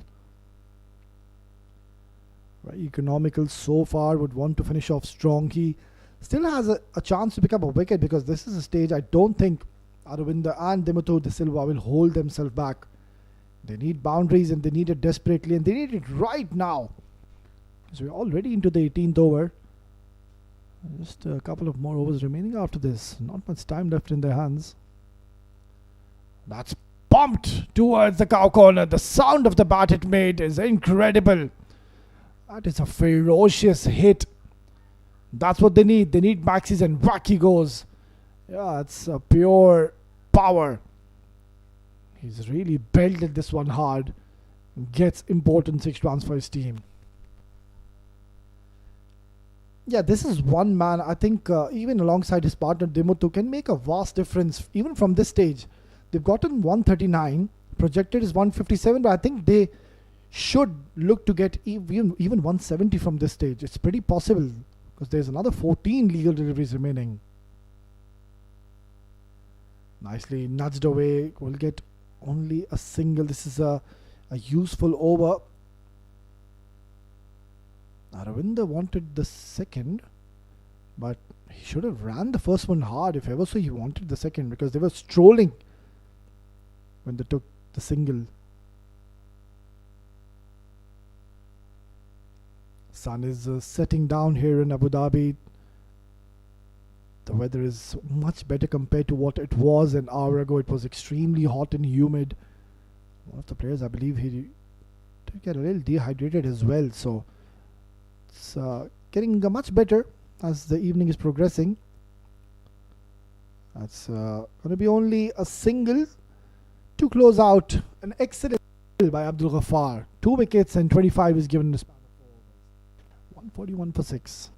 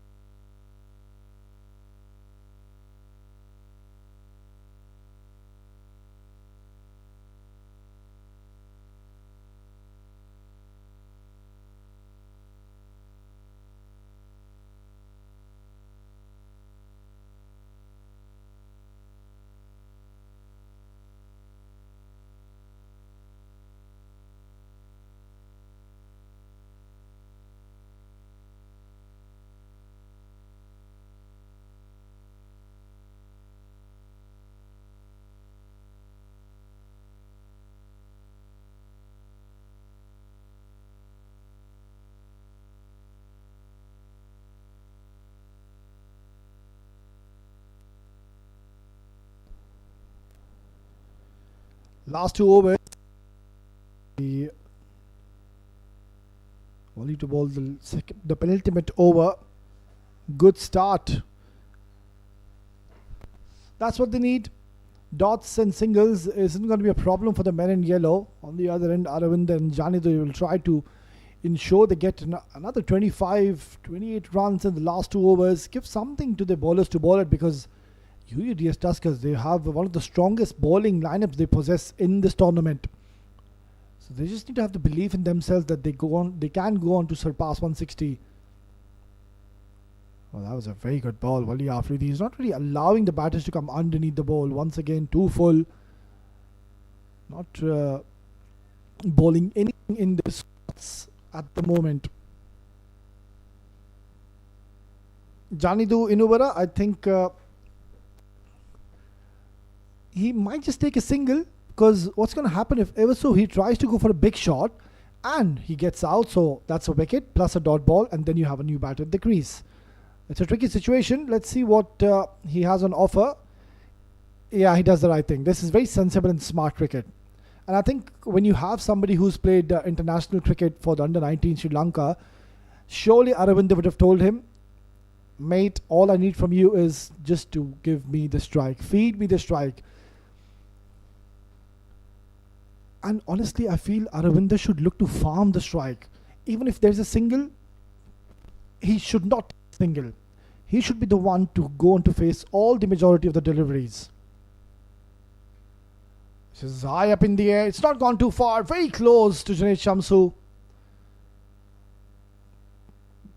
The idea was right. Aravinda, he wanted to clear the mid-off fielder because it was slightly fuller. I think approach was perfect here from Aravinda. Knowing that the mid-off was in the circle, he wanted to clear him and go over the top to get a boundary, but to no avail. Didn't really find the connection. Yeah, it's just the last two deliveries, so that's the reason he's been given the license to go hard and to go big. Now, that's the reason I was mentioning that it should have been Aravinda who should have farmed the strike, because he didn't get a boundary. So what he did, he took a single and gave these last two deliveries to Janidu. So if ever so, this is a dot delivery. That means he's bowled a couple of dots, and every delivery which is a dot is so important at this stage. In fact, they've taken a single, which will mean it will be Janidu on strike. 9 points, 144 for 7.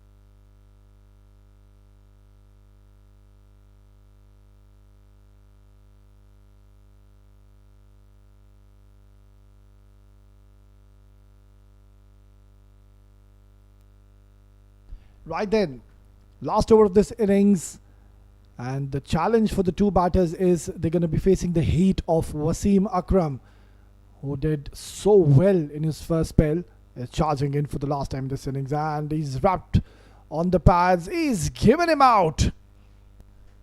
What a start. So this is exactly what I was mentioning, that that single that he took, I'm not too sure with that decision, and it was the number 9 batter on strike who's been LBW. It's 144 for 8.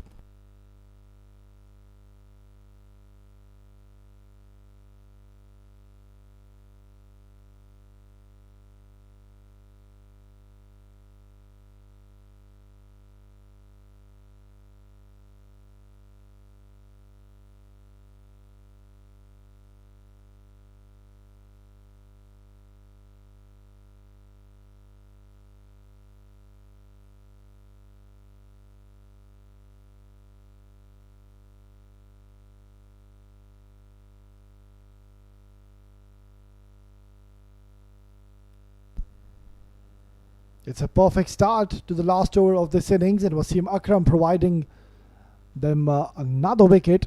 Surely should be full and straight. It is, and Adil goes hard, but finds Rais Ahmed, who's fumbled, but no real damage done. So yeah, these are the little things which make a vast difference from your team to get to those big scores or to a models total, because Aravinda, he gave a majority of the strike to his partner when he knows that Aravinda is the one who's really striking it hard. It should have been him to ensure he goes on to play the majority of the deliveries. In fact, he let his partner take a single and he got out on the very first ball. Once again wrapped on the pads, but this time umpire turns it down. So very impressive performance yet again by Dubai Royals. Of course, they are coming in this game with a loss to the name in the last game against GSK Properties. Yes, I understand it was a very close game where they lost by 8 runs or so, if I can recall. Not too sure, but then again, this is the all-important knockout game, so they're playing with their full strength.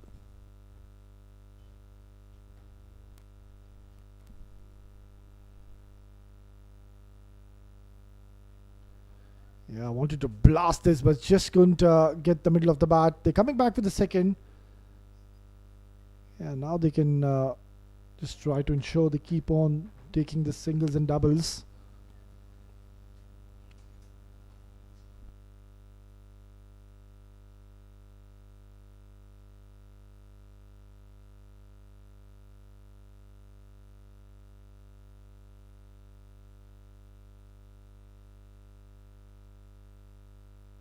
Well, that's been smashed, and this is exactly what they need. They need those big runs in the latter part, and it is Adil Hassan. Now, where was he hiding? He could have come up the order, if ever so.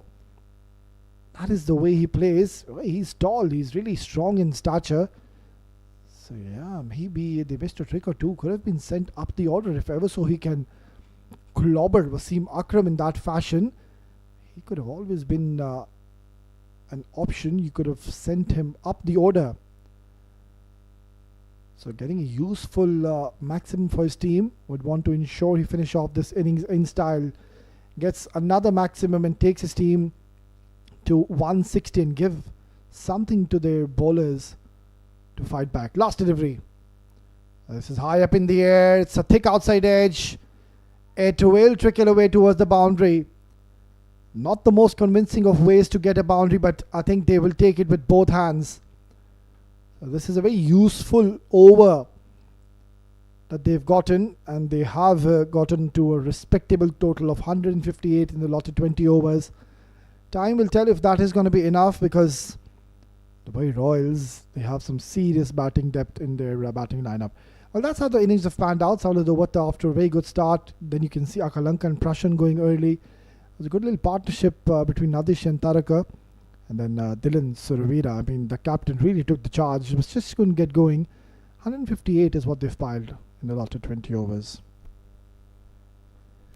Yeah, very impressive ball. You can see that it was a collective performance from all the bowlers. Nilan, she was expensive in his last over, but then again you can see what Wali Afridi didn't pick up a wicket, was economical. Taimur yet again risen to the occasion, picked up a wicket, economical. Pick of the bowlers, Abdul Ghaffar. 4 overs, 10 dot balls, 24 runs, 3 wickets to his name, 12 extras. Now that's something which is a serious concern for Dubai Royals. Right then, we are just going to dive into a short little break, and once we are back, we will be all set with the chase. Stay tuned.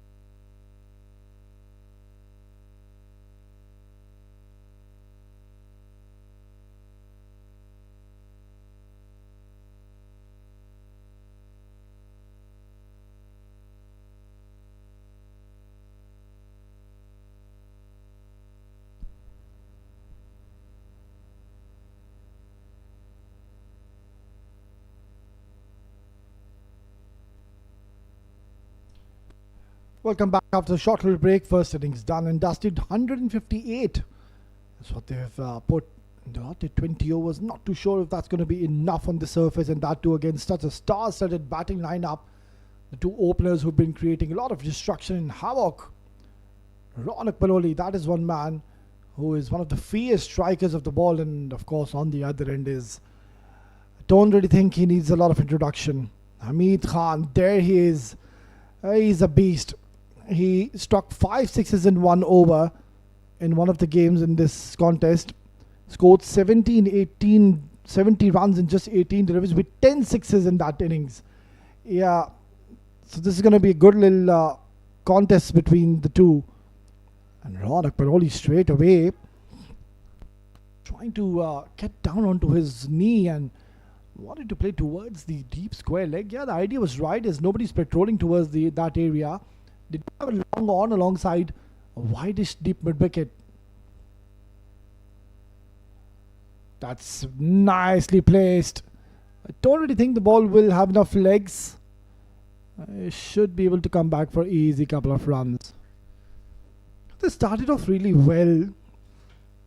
UUDS Tuskers in the power play. They were 29 for no loss in 2.3. And then this losing track and lost those 3 wickets, and 3 huge wickets. And that's what the men in yellow, they need to be mindful of. Not to lose wickets, because they're not really chasing a big target. And I'm not too sure if these two will listen to anyone from the dugout. Both of them are severe strikers of the ball. Are one of the most destructive pairs we have here in our domestic arena. Now this is going to be very interesting. We either will see a lot of fireworks, or we will see Hamid Khan departing early. It's two ways. That's it. He's somebody who will not stay out there, look to pick the singles and doubles. He'll go all out from ball 1. There you go. He's trying to smash this out of the ground. But so far, Dylan has done well to keep these batters quiet. Still early days. That's what he's been doing so far. The captain taking the charge. Comes and bowls the first over with the new ball. It's been mighty effective in this tournament. That's crashed. Oh, could have been an absolute blinder of a take if ever so he would have held on to this. Yeah, I know it wasn't an easy chance by any means, but then again, if you want to win these big games, you need to pick up these catches, especially against Ronak Paloli. That would have been a massive moment in the game. Full marks for the effort though. Well, in the end, it's turned out to be a very good over by the captain. 6 for no loss.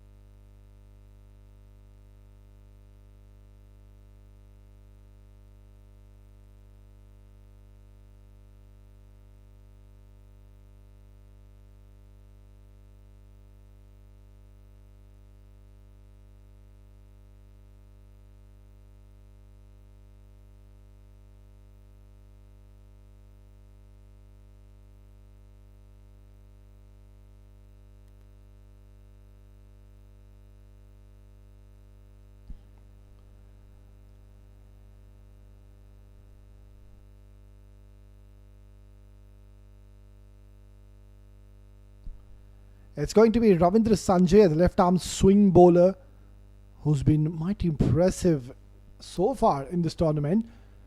Surprisingly, did go on to miss out the last game, and that was a big blow to them because they were playing against a very quality side. But now here he is back into the side. His inclusion is super important in this knockout game. We'll be looking to bring the ball in towards Hamid Khan. This could be exciting. He has middled this one, and he has got a lot of bat on this one, Hamid Khan. Yeah, straight away he's announced himself now. This is where UUDS Tuskers, I'm not too sure if they've played a lot of cricket against Hamid Khan, but somebody should tell them you need to get rid of him as quickly as you can. Because even if you go on to score 200, in the first 6 overs, he will take the game away from you. That is how special this man is, Hamid Khan. Of course, a product of one of the most renowned clubs we have here in the domestic circuit, Caravan Cricket Club. He comes out to open the innings and blasts any kind of bowling attack in front of him. He's not bothered. Whosoever is bowling, he will go hard. But this is where UUDS Tuskers should believe they have a strong chance to pick him up, because he's going to go after you. No doubts, period. He will look to go hard against you on every ball. Just like that. But this time he's gotten lucky. Ravindra. He didn't time it, didn't middle it. There was an opportunity. It was short. It was there for the taking. But yeah, he's a genuine match winner. So Dubai Royals, they are blessed with a lot of match winners in their team. Ronak Panoli, yes, of course, he too is somebody who will look to express himself. He's somebody who will go hard. But Hamid Khan is a bit more compact and a bit more patient. Hamid Khan, anything which comes to his way, he'll go hard and swing his bat. Just like that. He has absolutely made this ball disappear, and I think this has to be the biggest maximum we have seen. That's gone a long, long way. Yeah, they need to be careful here, the men in blue. That is what this man has to provide. Of course, it reminds us about of the great Shahid Afridi, ex-Pakistani international cricketer. That is what he used to do. And he's pretty much similar to him. Cracky goes, could be a chance. No, in fact, he's beaten the fielder, gets another boundary. Ravindra Sanjaya, he's one of their premier bowlers, of course, was the player of the match as well. But Hamid Khan, when he's on song, when he's in that kind of a mood, all we can do is wish the bowlers best of luck. He's having a bit of argy-bargy with the fielder towards the point region. And I don't think so. That's going to be the right idea. You don't want to wake the beast in him. That's high up in the air. It's gone for a maximum once again. He's unleashed here, Hamid Khan. Unbelievable hitting. It's absolute carnage here in the Tolerance Oval. And he's providing a lot of entertainment. There's a lot of families and fans out there. And surely they're enjoying this onslaught from Hamid Khan. 22 runs have been looted. Just before this over, I did mention that he is one of those cricketers who can take the game away from you. A match winner. And don't really see who's there in the point, but that man has really shook him. And he's taking on Ravindra. Nicely bowled, dot delivery, but then again, it's a very expensive over. It's 28 for no loss.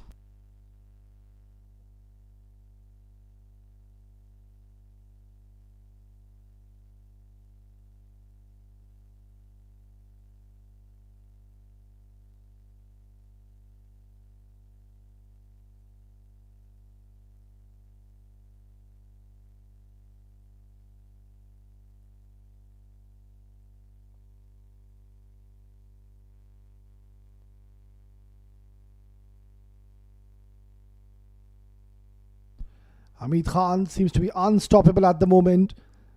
On the other end, what does Ronak do? Does he take a single and give it to Hamid Khan, or will he look to join the party? Because Ronak Panoli, he's someone you can't really keep quiet for long. Beautifully bowled right onto the stumps. And he's taken all the pressure off, if any there was, on Ronak. Yeah, look at him go. He's got a wry smile on his face. Hamid Khan is enjoying this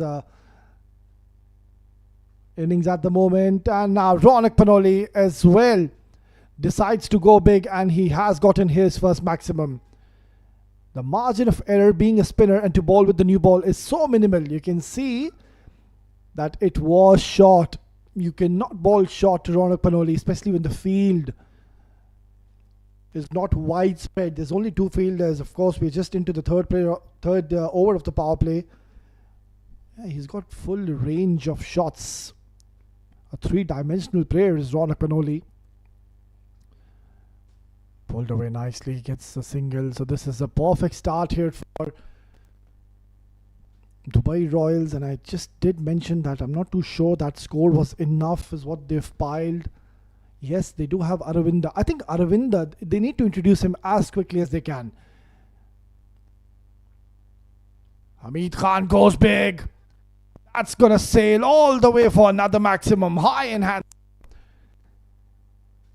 He's unleashed his beast mode. And already worrying signs. They are absolutely shell-shocked in the middle. Nobody's moving. There's hardly anybody talking in the middle. Because Hamid Khan has taken the charge. And it is the Hamid Khan show this evening. Look at what he's done to the required run rate. Below 7 runs per over, coming around the wicket. Yeah, that's a better ploy. Trying to create an angle, not letting him free his arms. This has been an absolute treat. A crack he goes. How long has this gone? Long enough, in fact. It should trickle away. No, very lucky. Yeah, Hamid Khan is providing that much needed excitement, entertainment, and he's taken the charge against the captain. 42 for no loss.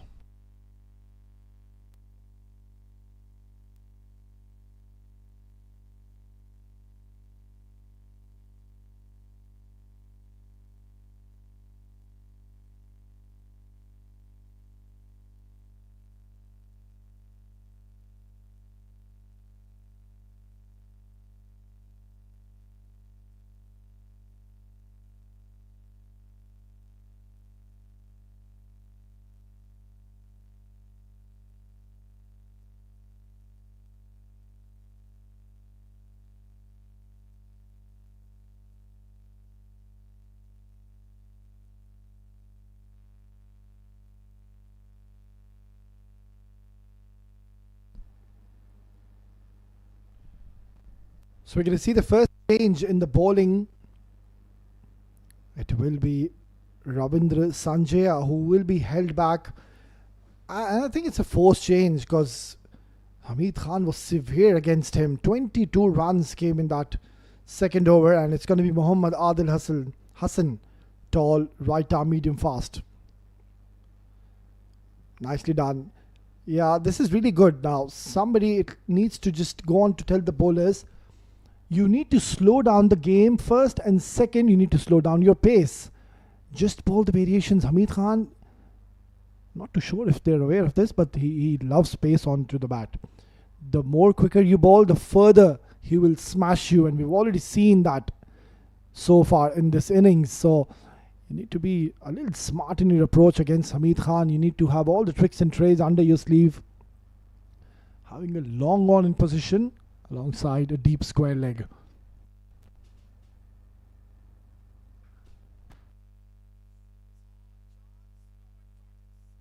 The fielder, and he's going to be a mere spectator. Absolute carnage in the middle, and he is an unstoppable force at the moment. He's hit it straight into the dugout of his opponents. He's enjoying his outing out there. That's the way he plays. This is his role in the team.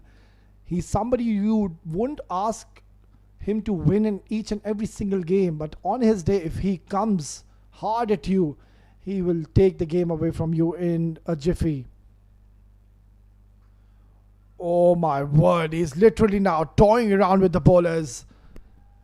And they are absolutely shell-shocked and perplexed as to where do we bowl to this man. You bowl full, he takes you downtown. You bowl him short, he dismisses you from his presence towards the mid-wicket.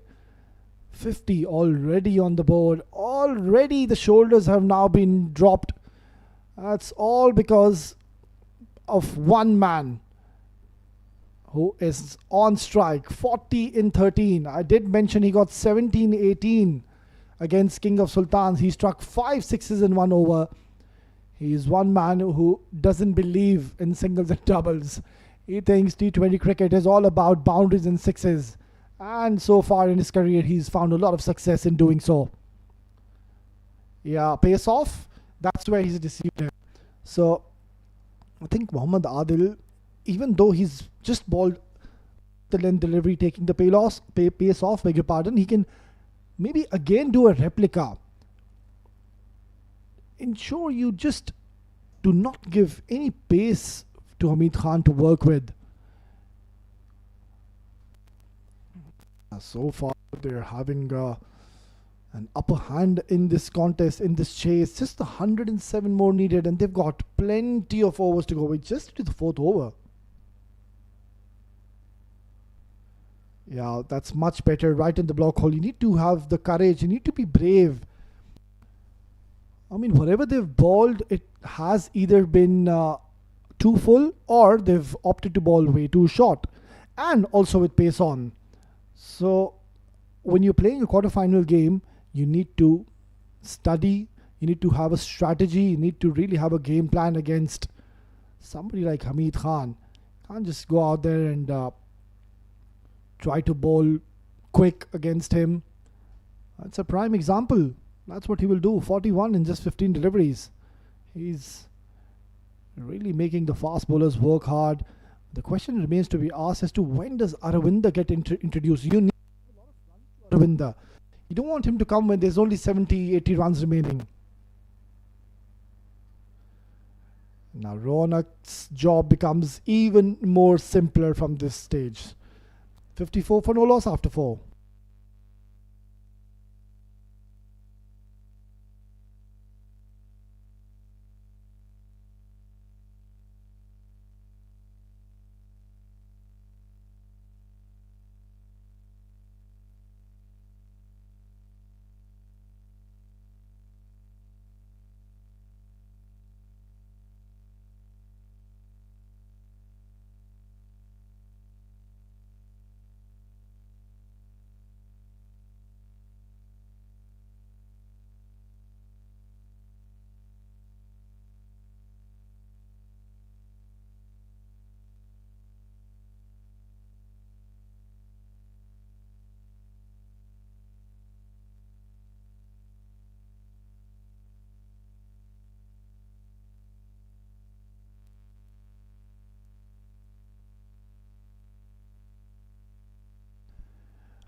Well, that's quite surprising. Of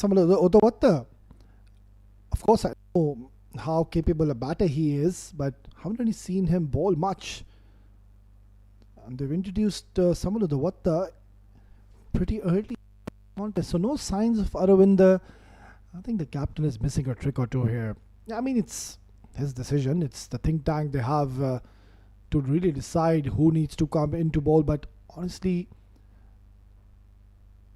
my prediction is you need to get your premier bowlers right now. The match will slip out of your hands. It's already pretty much out of your hand because they need below 7 runs per over. They've got 10 wickets in their hands. Yeah, it's not working in their favour. Samalawatta, not too sure if that was the right move to bring him at this stage when both the batters are going after the bowlers. No real turn. The ball is coming onto the bat very nicely. No real demons as of such in the surface. And Ronak Panoli, you ball him these freebies. Yeah, out of 10, he's going to smash you 10 times. Things aren't looking all that bright at the moment. Yeah, you can see dejected faces already. They are absolutely shell-shocked and stunned as to what has happened so far in this innings. And it has been the show of Hamid Khan. Thick outside edge, quick single, does well. It was the call of Hamid Khan. Ronak Palodi wasn't too sure if there was a single, but then again, these two, of course, they've played a lot of cricket with each other, against each other. So they do have a very good camaraderie of Hamid and Ronak Palodi. This has been such a fascinating and entertaining passage of play. Already 59 on the board. And the bulk of the scoring, the damage has come from the man on strike. Bang, he goes down. One bounce into the fence. And now even Samaludavatta is being targeted. And that's not the right length. It's way too full. There's something happening between the field is in the point region with Hamid Khan. They're trying to get onto his nerves. Yeah, the umpire is now getting involved as well. But honestly, you're making it even worse for yourself, if you ask me. Yeah, there you go. That's the reply of Hamid Khan. He will reply you from the bat. So he's making UUDS Tuskers quiet by smashing Samaludavatta all over the park. Expensive over comes to the end. It's 67 for no loss.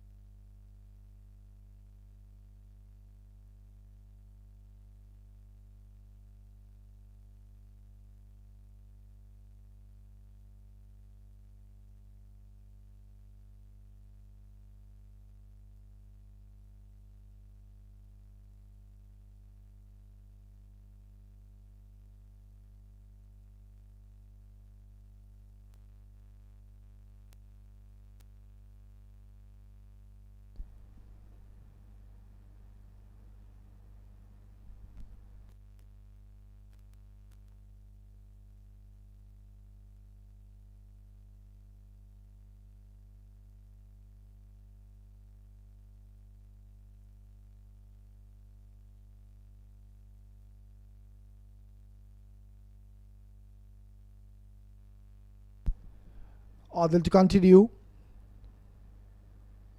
Flicked away nicely, but unfortunately he's found the fielder. Will be a dot to start of the over.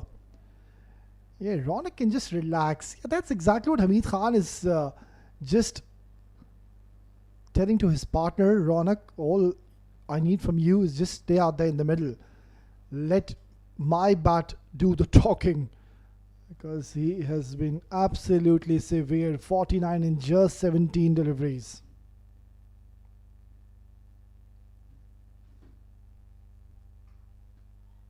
Punched, but straight to the field. Very lucky for Ronak. If ever so, he would have timed this a little better. Could have easily gone into the hands. So even Ronak Paloli is trying to join into the party, join into the act. Doesn't want to be left out because Ronak Paloli too he's a fierce striker of the ball. So usually we see when if Hamid Khan couldn't get going, it's either Ronak Paloli. If not Ronak, then it's Hamid. If it's not either of these two batters, then it's Junaid Shamsu. They'll just keep on coming at you. They've got 3 to 4 match winners in their team. He's on 49. He will remain on 49. So the fans of Dubai Royals and the fans of Hamid Khan will have to wait just a little bit. But every time we've seen Muhammad Adil Hassan, he's taken the pace off. He's really made life a little tough for Hamid Khan because he's waiting and sitting back for the deliveries which will come quicker at him. The moment the pace is off, he just tends to get slightly early onto the shot he offers. So pace off is working so far. Slashed away, carved away, and it's gone for a huge maximum. What a way to bring up his 50.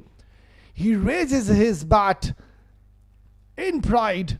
What an electrifying knock this has been by Hamid Khan. A blazing 50 runs, played with confidence, power, and impeccable timing.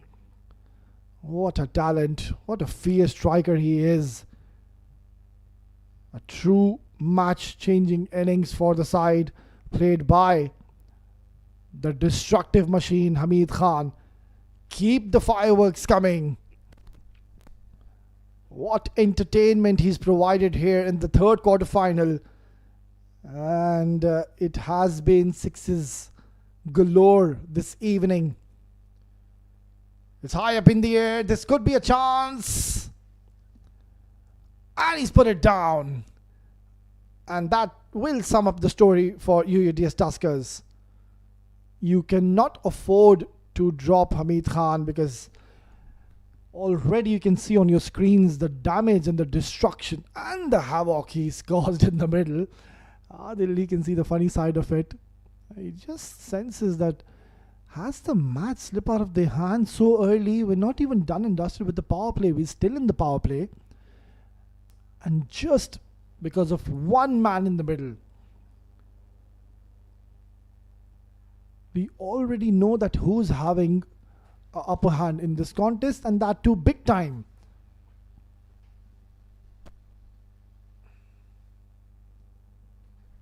Slashed once again. Well, this is once again a really good shot, but don't really think the ball will have enough legs. He's playing around with the field.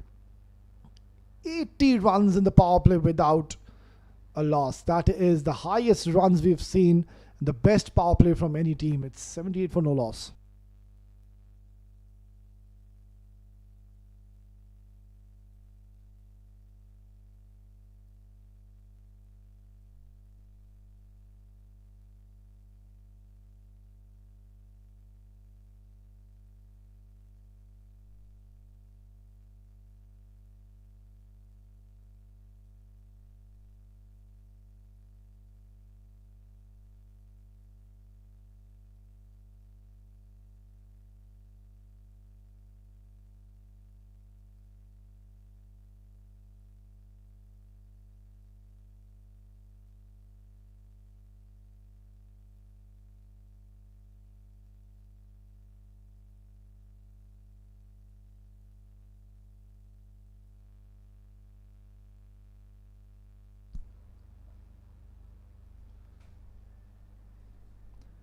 Well, I clearly feel and think that they've missed a trick here. I mean, when you have somebody who's played for under 19 international Sri Lankan team, Aravinda, why wasn't he introduced early in the power play? And you've now introduced him when there's not much needed, not many runs to work with. He's of course one of the best bowlers they have in the side, Aravinda, who did a fine job even in the last contest. But then he's been introduced straight after power play. That's okay. He had to, but at what cost? 78 runs already have been looted. This is not looking all that good. I think now the job in the role gets even more simpler for Ronak Panoli, because surely there's no pressure at him considering what he's been witnessing at the other end. His partner has been in that kind of a mood this evening, and he's been unstoppable. 59 in just 21, and he's not done yet.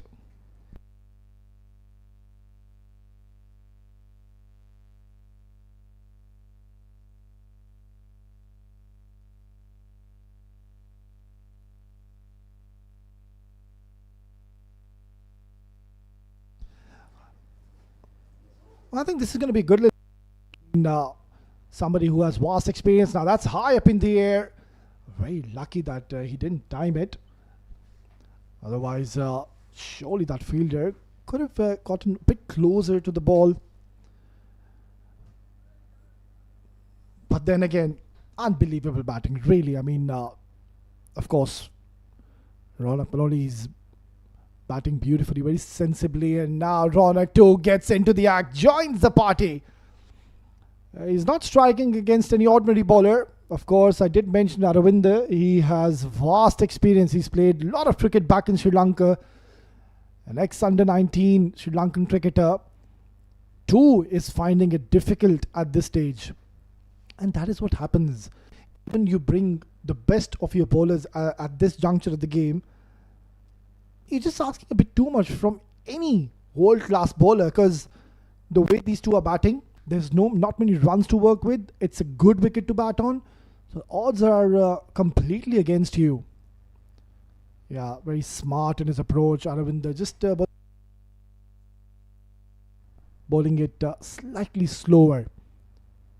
87 for no loss after 7.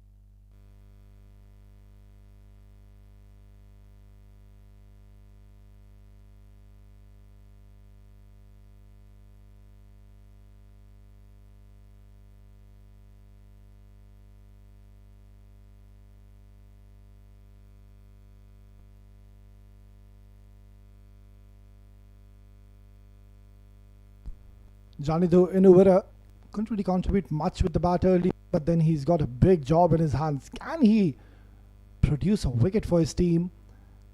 Nicely done, beautifully played.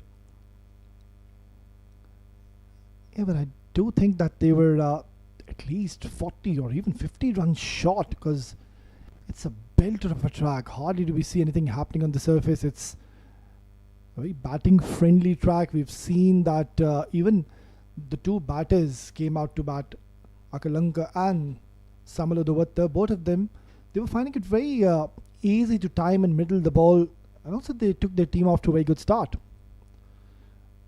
This has been absolutely dismissed from his presence.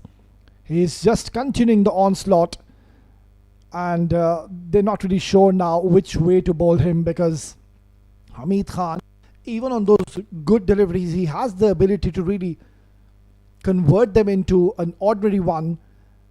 And this is some very smart batting now, because Hamid Khan, he knew that the mid-off was in the shot, and this is one shot he really fancies more often than not. He does tend to create some room for himself and plays that tennis forehand shot down the ground. And usually throughout his past career, I think he has found a lot of success in doing so. This is a match-winning innings by Hamid Khan. He's not done yet.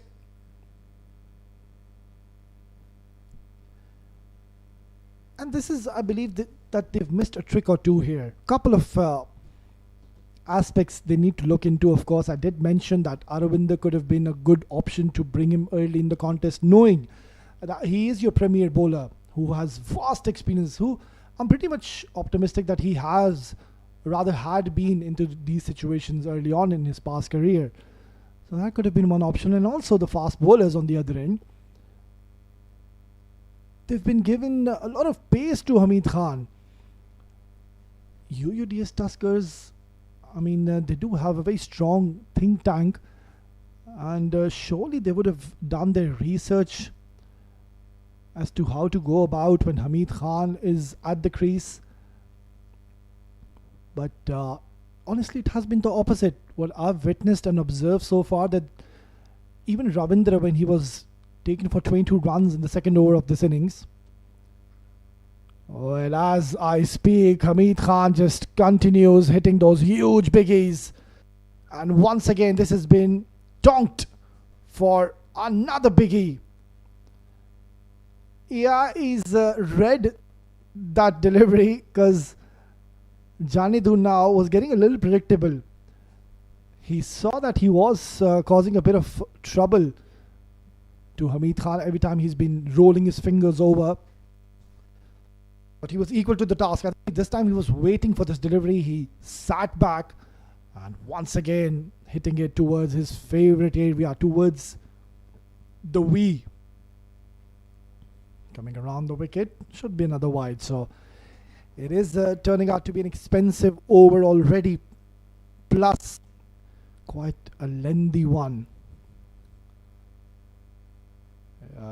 Has been brute force of Hamid Khan this evening, and has really shown full range of his skills and his shots all over the ground. This is up in the air. They're looking at the umpire. I think he'll have to head back to the dugout. For a moment I thought that this might just be over the waist, but I think it was a fair delivery though. Easiest of catches, and Janidu gets the breakthrough, but the question remains to be asked, is it too late? What a knock by Hamid Khan. He will surely get a lot of applause and praise from the dugout, will walk out with a lot of pride, and will get the standing ovation for his team. It's 100 for 1.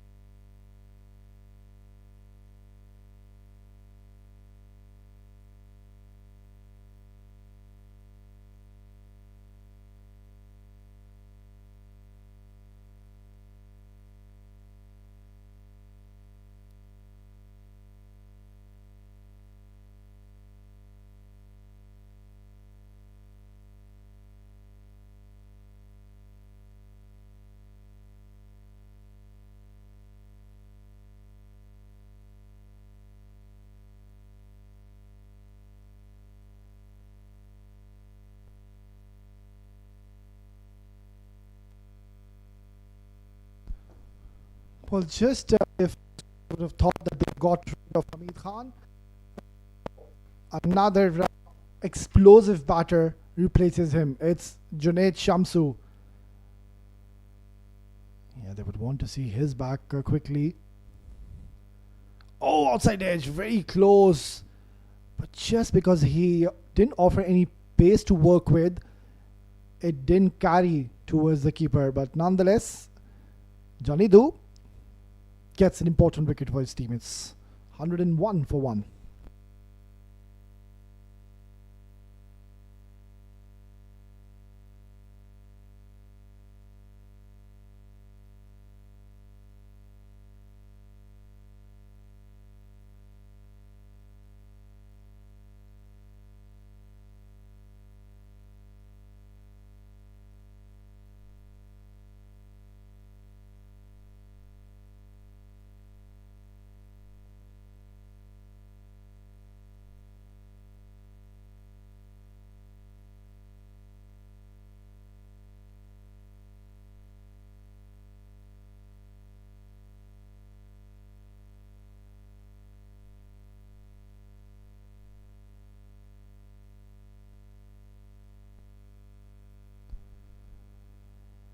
Aravinder bowled a decent first over.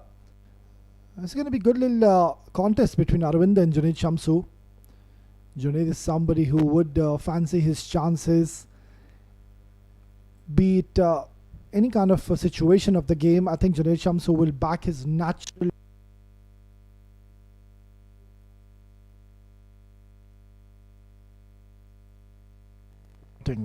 because the match is pretty much in their grasp. 58 is all they need, so can be a little careful as well against Aravinder. He's a very smart operator. Junaid Shamsu, I think he's not listening to us, and he's announced his arrival way too early. Just took him a couple of deliveries, couple of sighters, and now he's getting on with the game. Yeah, the only problem was that he's bowled it full. The idea was right. He did try to flight, and I think it's a wise move because you need to take your chances. If ever so they decide to take singles and doubles, that's it. The match will be over in the next 6-7 overs. But the only way, if ever so, they've got the slightest of chances, they need to toss the ball up. Just like that. But Junaid Shamsu is not having any of it. He's once again dismissed this from his presence and has absolutely launched this into the outer space for another huge maximum.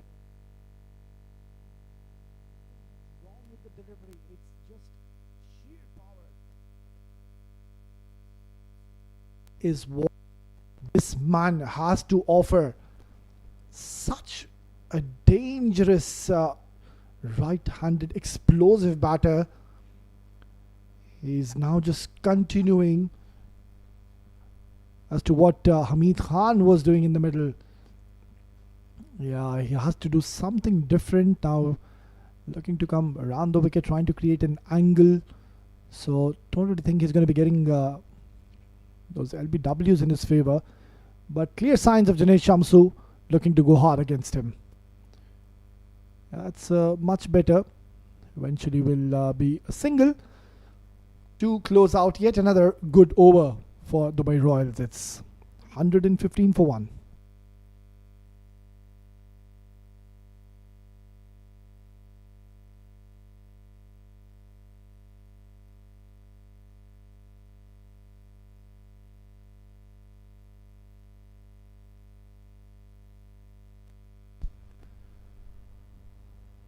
Yeah, he's just having a polite inquiry with the umpire. Thought that this was a bit far from the tramline. Nonetheless, end for over number 9 is 15 for 1.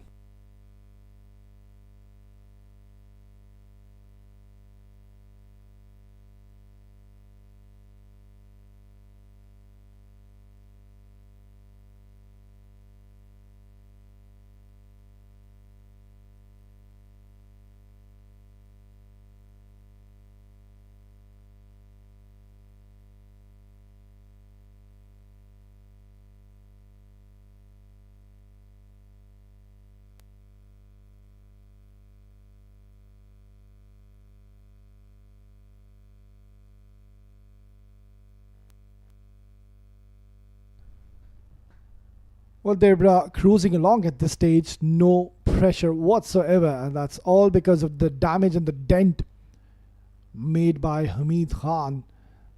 What an explosive start it was. It really took the game very early in the fifth over, I believe. It's once again a very good shot by Junaid Shamsu, and will eventually get only a single. Yeah, even the singles will do from this stage. So what an entertaining tournament we're having so far. Of course, we do know who our first, or rather the two semi-finalists are. Is went on to win their first quarterfinal last evening against Dial Battery Gorilla 11. I think that was a very exciting game. There was a few hiccups in the middle, but in the end it was Ghulam Murtaza taking their team over the line. Oh, that is absolutely punished. Wow. And this is the Ronak Panoli we know. And when he hits, it stays hit. Look at that. Bang, he goes. And the finish of the shot, the flurry of his blade, everything seemed to be so correct. He's surely one of the most fierce strikers we have in the domestic circuit. And this is really good to see that Ronak, he had been getting starts even in the past, but the problem is he wasn't been able to convert those 15 and 20s into big ones. So these batters, they've come into form, and they've come in form at the right time, at the right stage of the tournament, because we're into the business end. It's just going to be another quarterfinal, of course, followed by this one. That's going to be an exciting game as well. GHK Properties are going to take on Evergreen Real Estate. GHK Properties, another team who's not tasted loss in this tournament alongside Abu Dhabi Smashers. So that's going to be another exciting, intriguing contest lined up right after this. Smash, but I don't really think he's got from the middle of the bat. And he's found the fielder. It's a short stay for Junaid, but he thinks that it was there for the taking, but just tried to hit way too hard. And also, you can see the bat did twist in his hand. But already, I think a lot of damage has been done. Just 37 needed. Oh, we're just into the 10th over. It's 122 for 1, and the players will take drinks.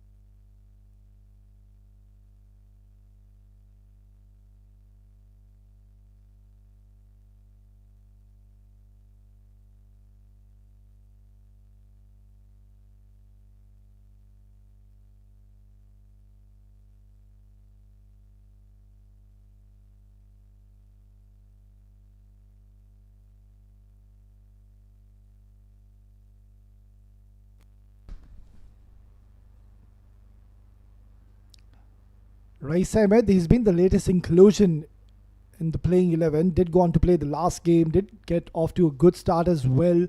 I just couldn't carry on the momentum he had in his favour. But it's a new game. It's a new evening for him. And he's come out to bat a situation where I think he can have a lot of match practice because only 37 is what they need. So you can just adapt to the surface, assess the conditions, because this is the same wicket as to which we will play our semi-finals as well, which will be day after tomorrow. So yeah, just to remind our viewers, in fact it's tomorrow, beg your pardon. So we have the fourth quarter-final followed right after this game. And then of course we head to the semi-finals, which is tomorrow. The first semi-final will be held tomorrow at 8 p.m.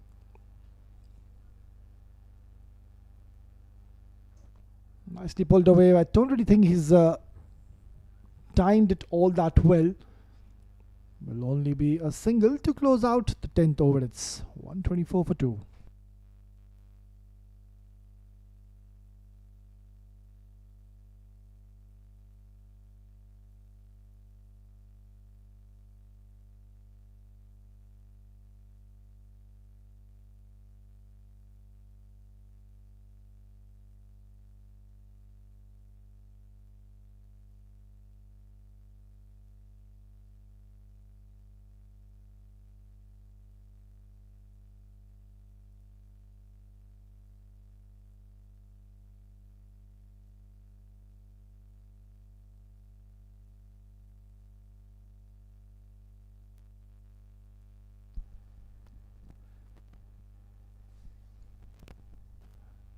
Well, Aravinda, he's bowled well so far, but it's just that the problem was he didn't really have many runs to work with. Coming around the wicket. Oh, that is very unfortunate for Ronak Panoli. Yet again, he's been cleaned up. That's what happened even in the previous encounter. He was knocked over. So another wicket goes. We've seen funny things happen in this tournament. Now, Dubai Royals need to be careful. They don't lose any more wickets. Oh, what a top-class delivery this was. There was a lot of turn and assistance, and he was trying to force the issue, Ronak Panoli. Should have really cut this ball rather than trying to get his knee down and sweep it. Nonetheless, Aravinda picks up Ronak Panoli. It's 124 for 3.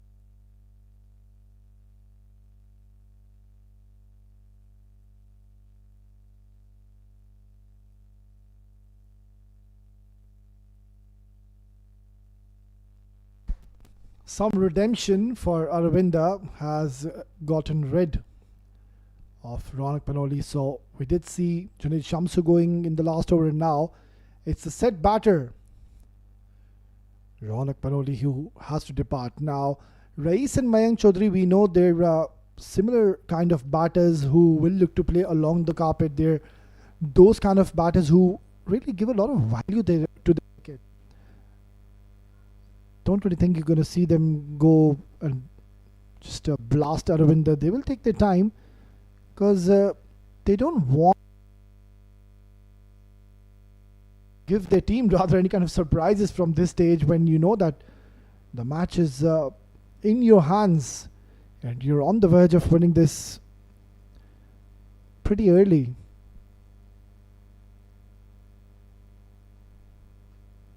So I did mention early on as well, maybe that was one decision that they could have opted to take, as to bring Aravind early when Hamid Khan was batting.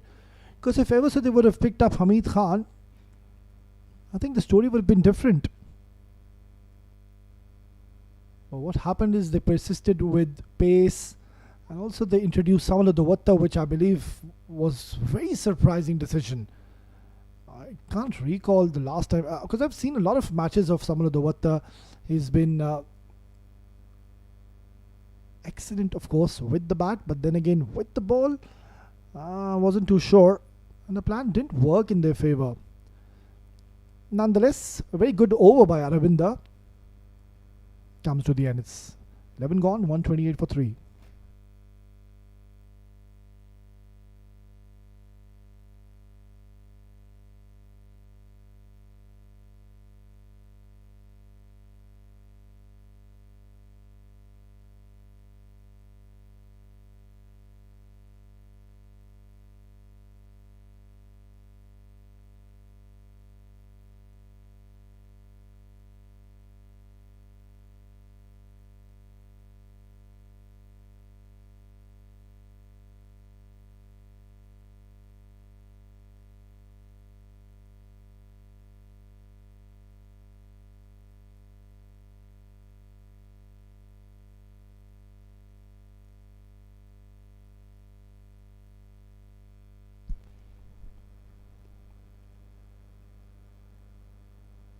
Couple of bowlers who have found success so far. Of course, Aravinda went on to pick up Ronak Panoli, and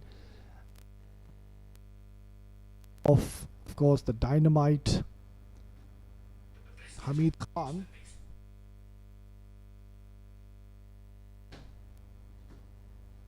And that was a big wicket though, but he already did a lot of damage. That was the problem. Already scored plenty of runs, and if ever so you're defending a modest total, that has to be your go-to motto. You need to ensure you go on to pick up wickets, because if ever so the batters, even they don't go off to flyer, if they don't lose wickets, it gets even more easier to chase down 150, 160 and 158 on this wicket against Dubai Royals. It was never enough.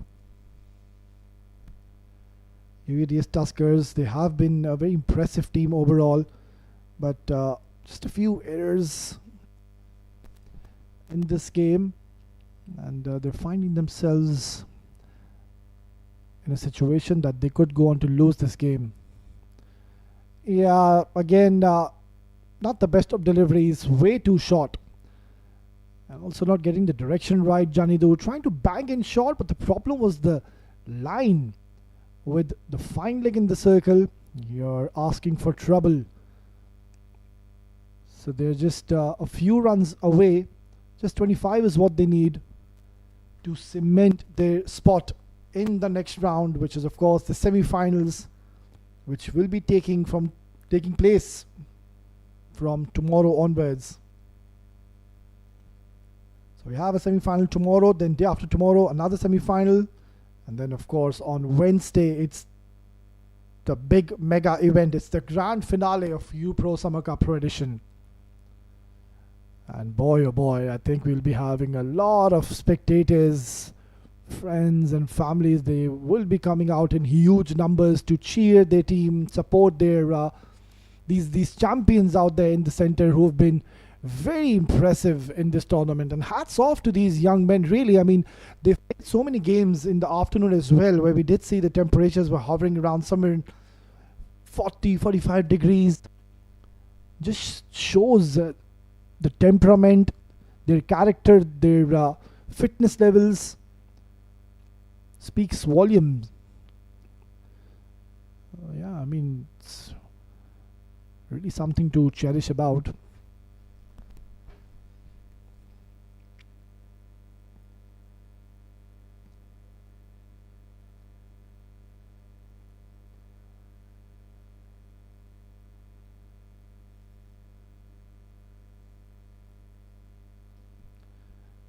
Well, it's a good delivery, right on the money, straight, full, onto the line of the stumps, but Mayank and Reis, knowing how much they need,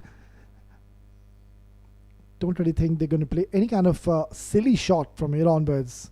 Try to ensure you win by 7 wickets, chase these 23 runs in the next 4 or 5 overs. Take your time, just have a bit of match practice as well for the next match. If ever so they go on to win first, that's going to be a wide. don't really think there's going to be such kind of a major upset. I mean, 22 runs is all they need. They've got another 8 more overs to go. None of the bowlers really look to be a threat to Dubai Royals. Apart from Aravinda, I think he was mighty impressive. But then again, I do mention time and time again, he should have been brought in the power play. If ever so, they would have had chances to pick up a wicket, because the way they were going against the bowlers, you needed to bring your premier bowler early into the contest. It's 138 for 3.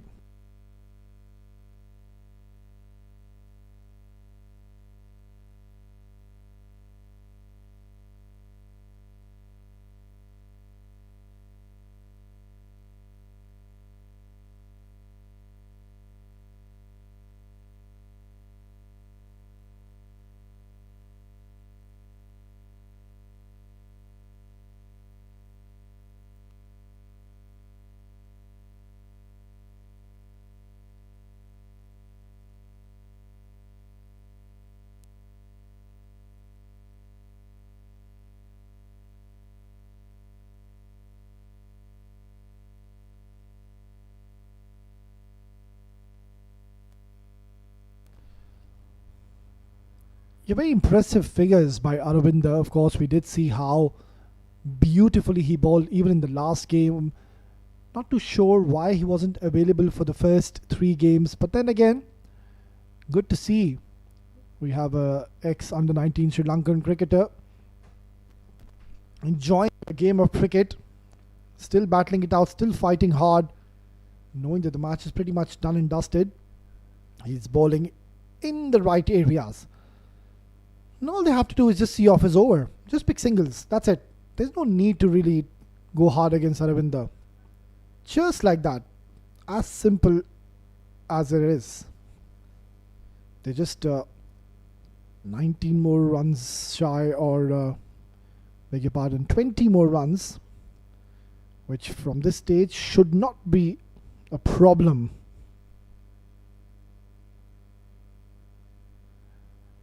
Beautifully played.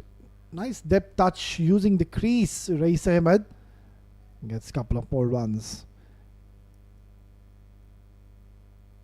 Yeah, that's a very serious inclusion. I mean, Rais Ahmed, we know that what he has been doing in the past career for the last couple of seasons, he's been such a consistent performer for whichever side he goes on to play. And yeah, he wasn't available for a few games early on in this tournament, but then again, good to see him making it in the playing 11. And he too is a genuine match winner. I've seen him taking his team out of those difficult situations every time, time and time again. So you would need somebody like Rais Ahmed in the middle order if ever doesn't fire, because we know that you've got 3 batters who've got a similar type of gameplay: Ronak, Junaid and Hamid Khan. So if ever so these 3 batters, they don't fire, they don't get going, that's where you would need the services of the 2 men who are out there in the middle. Mayank Chaudhary, he's of course a UAE capped cricketer, holds vast experience on his shoulders, doing it with the utmost ease at the moment. Just another 15 runs is what they need. It's 144 for 3.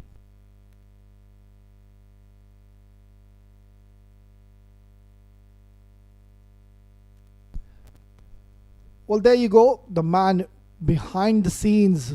I think we need to give him a round of applause for his services. I mean, the hard work that they've put in to bring these live visuals here in the Torrance Oval, Abu Dhabi. Hats off to, of course, Mr. Ghulam and his team. A special thank you, of course, to Mr. Asif as well. And a big thank you to, of course, Inzamam, known as Inzi. Of course, our cameraman who's done such a wonderful job throughout this tournament. And we thank them from our hearts. Right then, Samanudovata, of course, he was a little expensive in his first over, and that too, he was brought in the power play, which did backfire, didn't work in their favor. But then again, yeah, now they realize the match is pretty much done and dusted. Shoulders have dropped. And I did mention, I mean, before Hamid Khan started, that that's one man you would want to get rid of as quickly as you can. Ronak, he wasn't a real threat for you. He's somebody who will take his time. He's somebody who likes to construct and build his innings. Hamid Khan, he'll go hard. Now, Mayank has gone aerial, and I think this might just be a maximum. We'll need to wait for the confirmation. But yeah, he's already faced quite a few deliveries, and he thinks it's high time. I can take a few chances because it was right in the slot. It was there for the taking. I think by the naked eye, it just looks like it did bounce before hitting the skirting. So it's rightfully been given as a boundary. That's a good comeback by Samanudovata, somebody who was mighty impressive with the bat. Good to see him back in the team. But then again, his services were required after he got off to such a good start. Just got carried away, and Wasim Akram getting the better of him. Oh, that's a biggie. It's gone for all. It's a humongous 6 by Mayank. Well, these are really good signs for Dubai Royals for their semi-finals, because all of their top 5 batters are in sublime touch. Going down on one knee, and this is one shot he really fancies, Mayank Chaudhary. And surely he's enjoyed this little mini outing out there. Match is pretty much done and dusted. It has turned out to be a one-sided affair. But really, we need to give a lot of credit to UUDS Tuskers as well. They fought well. Just a few errors here and there. But otherwise, I think they've had a decent tournament. Some quality cricketers. As to what we have witnessed in this tournament.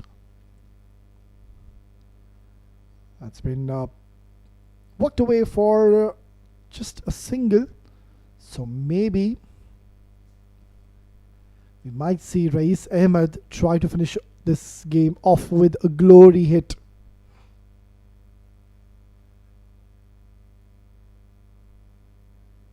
In fact, he's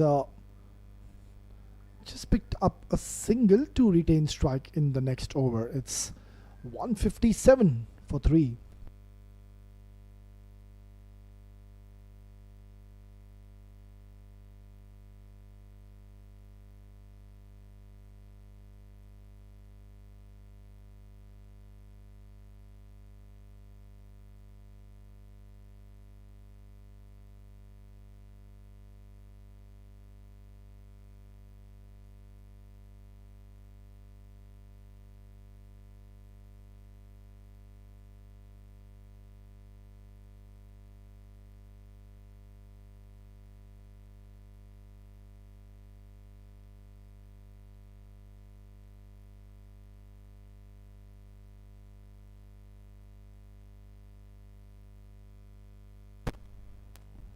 Nadish Bhandara, who has had a good tournament so far, of course, with the bat.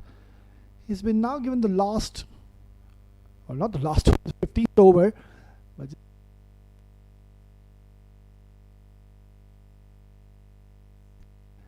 returned the favours to Mayank Chaudhary and asked him to finish this game off in style. A bound and a huge maximum to his name, Mayank Chaudhary. He's, of course, the backbone of the team. The middle order comes in whenever his team is in a tough situation, takes his team out of those tough circumstances. There you go. Takes a single and seals the deal for his team. What an amazing overall comprehensive performance by Dubai Royals. They outsmarted and outnumbered them in all 3 departments. They were brilliant in the field, and well deservedly they do cement their spot in the semi-finals. Yeah, it's a happy bunch, and why not? Because it has been a collective overall team performance. Every single has gone on to perform, whosoever it was, be with the ball, be with the bat. Yeah, that's how the innings did pan out. Of course, the captain Ronak Panoli took the charge, 36 and just 26. Junaid Shamsu played as well. Mayank and Rais finishing off the game, ensuring they don't lose a wicket. But then, of course, Hamid Khan, unstoppable for 17, 26, 5 boundaries, and 7 huge maximums to his name. Completely took the game away from the opponents way too early in the contest. Yeah, quite a few bowlers have been utilized, and that's all because Hamid Khan wouldn't allow anybody to settle. You can see the economy rates from the top bowlers. They've been very expensive. But for me, honestly, the pick of the bowlers, Aravinder. He was mighty impressive and was brought a bit too late into the attack. And Janindu as well went on to pick up 2 wickets for his team. Quarterfinal number 3, done and dusted. UUDS Tuskers, they were put into bat. 158 is what they've scored in the allotted 20 overs. Dylan, Samal, they started off with a lot of promise, but just lost the wickets at wrong intervals. And talking about the 2 left-arm pacers, very impressive. 5 wickets apiece is what they've shared, and very economical as well. In reply, Dubai Royals comfortably has chased this down in just 14.2 with the heroics of the 2 openers, Hamid and Ronak, followed by Mayank Chaudhary, and have clinched victory by 7 wickets to cement and to cruise into the next round, which is the semi-finals of this tournament. Right then, we are just going to dive into a short little break, and once we are back, we will be all set for the post-match presentation. Stay tuned.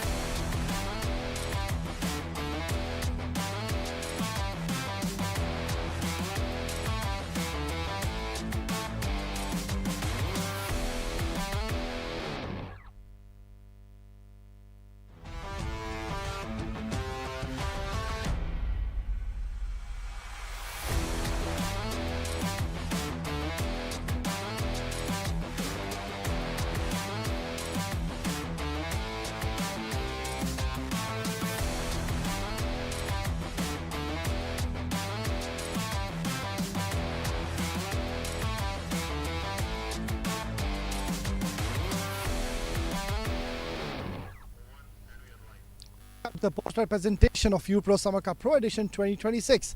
In quarterfinal number 3, UUDS Tuskers batting first, scoring 158 in the lot of 20 overs. In reply, the Dubai Royals chasing it down comfortably in just 14.2 overs, winning by 7 wickets and also cementing their spot for the next round, which is the semi-finals. Now, I would like to invite our match of Mr. Preetham to please hand over the player of the match, and it has to go to Hamid Khan of Dubai Royals. 17-26 with 7 huge sixes to his name. He was an unstoppable force this evening, taking his team over the line. Hamid Khan, मुबारक हो. सबसे पहले तो thank you providing us ये entertainment के लिए. कितना मज़ा आया आपको, कितना एंजॉय किया और कितनी इंपॉर्टेंट थी इनिंग्स आपके लिए? बिस्मिल्लाहिर्रहमानिर्रहीम. पहले तो अल्लाह का शुक्र अदा करूँगा कि नॉकआउट स्टेज था और नॉकआउट में आपकी अगर इनिंग लग जाए तो मोमेंटम बन जाता है. तो अल्हम्दुलिल्लाह अच्छी चोटें लग रही थी, तो बॉल भी आज चेंज था. जो लीग मैच में बॉल था उसकी निस्बत आज अच्छा बॉल था. तो अल्हम्दुलिल्लाह अच्छी इनिंग लगी और इसको मोमेंटम करूँगा सेमीफाइनल में इंशाल्लाह. हमने देखा कि हर बैट्समैन जो था वो थोड़ा स्ट्रगल ही कर रहा था बैटिंग में. लग रहा था कि मुश्किल को भी डील किया आज. जी बिल्कुल, मुझे विकेट से कोई फ़र्क नहीं पड़ता है सर, जैसा भी हो. बस जब मेरी लगनी शुरू हो जाती हैं तो फिर कोई मुझे नहीं है कि बॉलर कौन है, विकेट कैसा है, क्या बिहेव कर रहा है. जब लगेंगी और आपका जब दिन होगा तो आप कुछ भी कर सकते हैं. सो जब नहीं है तो आप पहली बॉल पे भी आउट हो सकते हैं. हमीद खान, एक सवाल था हमेशा मेरे दिल में, पूछ लेता हूँ आपसे आज. शाहिद आफरीदी साहब कितना इंस्पायर्ड है? नहीं, मैं उनसे इंस्पायर्ड नहीं हूँ. मेरी अपनी नेचुरल गेम है. मैं उनको देख के ना मैंने क्रिकेट शुरू की है. हाँ, मैं क्रिस लीन को देखता हूँ उनके, और AB डिविलियर को अक्सर देखता हूँ. बट मेरी गेम नहीं वैसी, पर क्रिस लीन जैसी है. तो बट मैं जो हूँ बस अपना नेचुरल खेलता हूँ, किसी को कॉपी नहीं करता हूँ. आखिरी सवाल, ये प्लेयर ऑफ द मैच किसी को देना चाहेंगे, डेडिकेट करना चाहेंगे? Player of the match Ravi भाई को करूँगा, क्योंकि उन्होंने बोला था नॉकआउट में मुझे रन चाहिए और जितने भी रन होंगे उन्हीं के लिए होंगे इस टूर्नामेंट में. तो इंशाल्लाह उम्मीद है कि ये वाला टूर्नामेंट हम विन करेंगे. हमीद खान, ऐसे खेलते रहे और हमें ऐसी एंटरटेन प्रोवाइड करते रहे. Best luck for the future games. Thank you जिजाक. That was Hamid Khan with his heroics this evening. We are done and dusted with the post-match presentation, but do join us in some time as there's another quarterfinals, quarterfinal number 4, which is going to be played in GSK Properties and Evergreen Estate. Until then, stay tuned.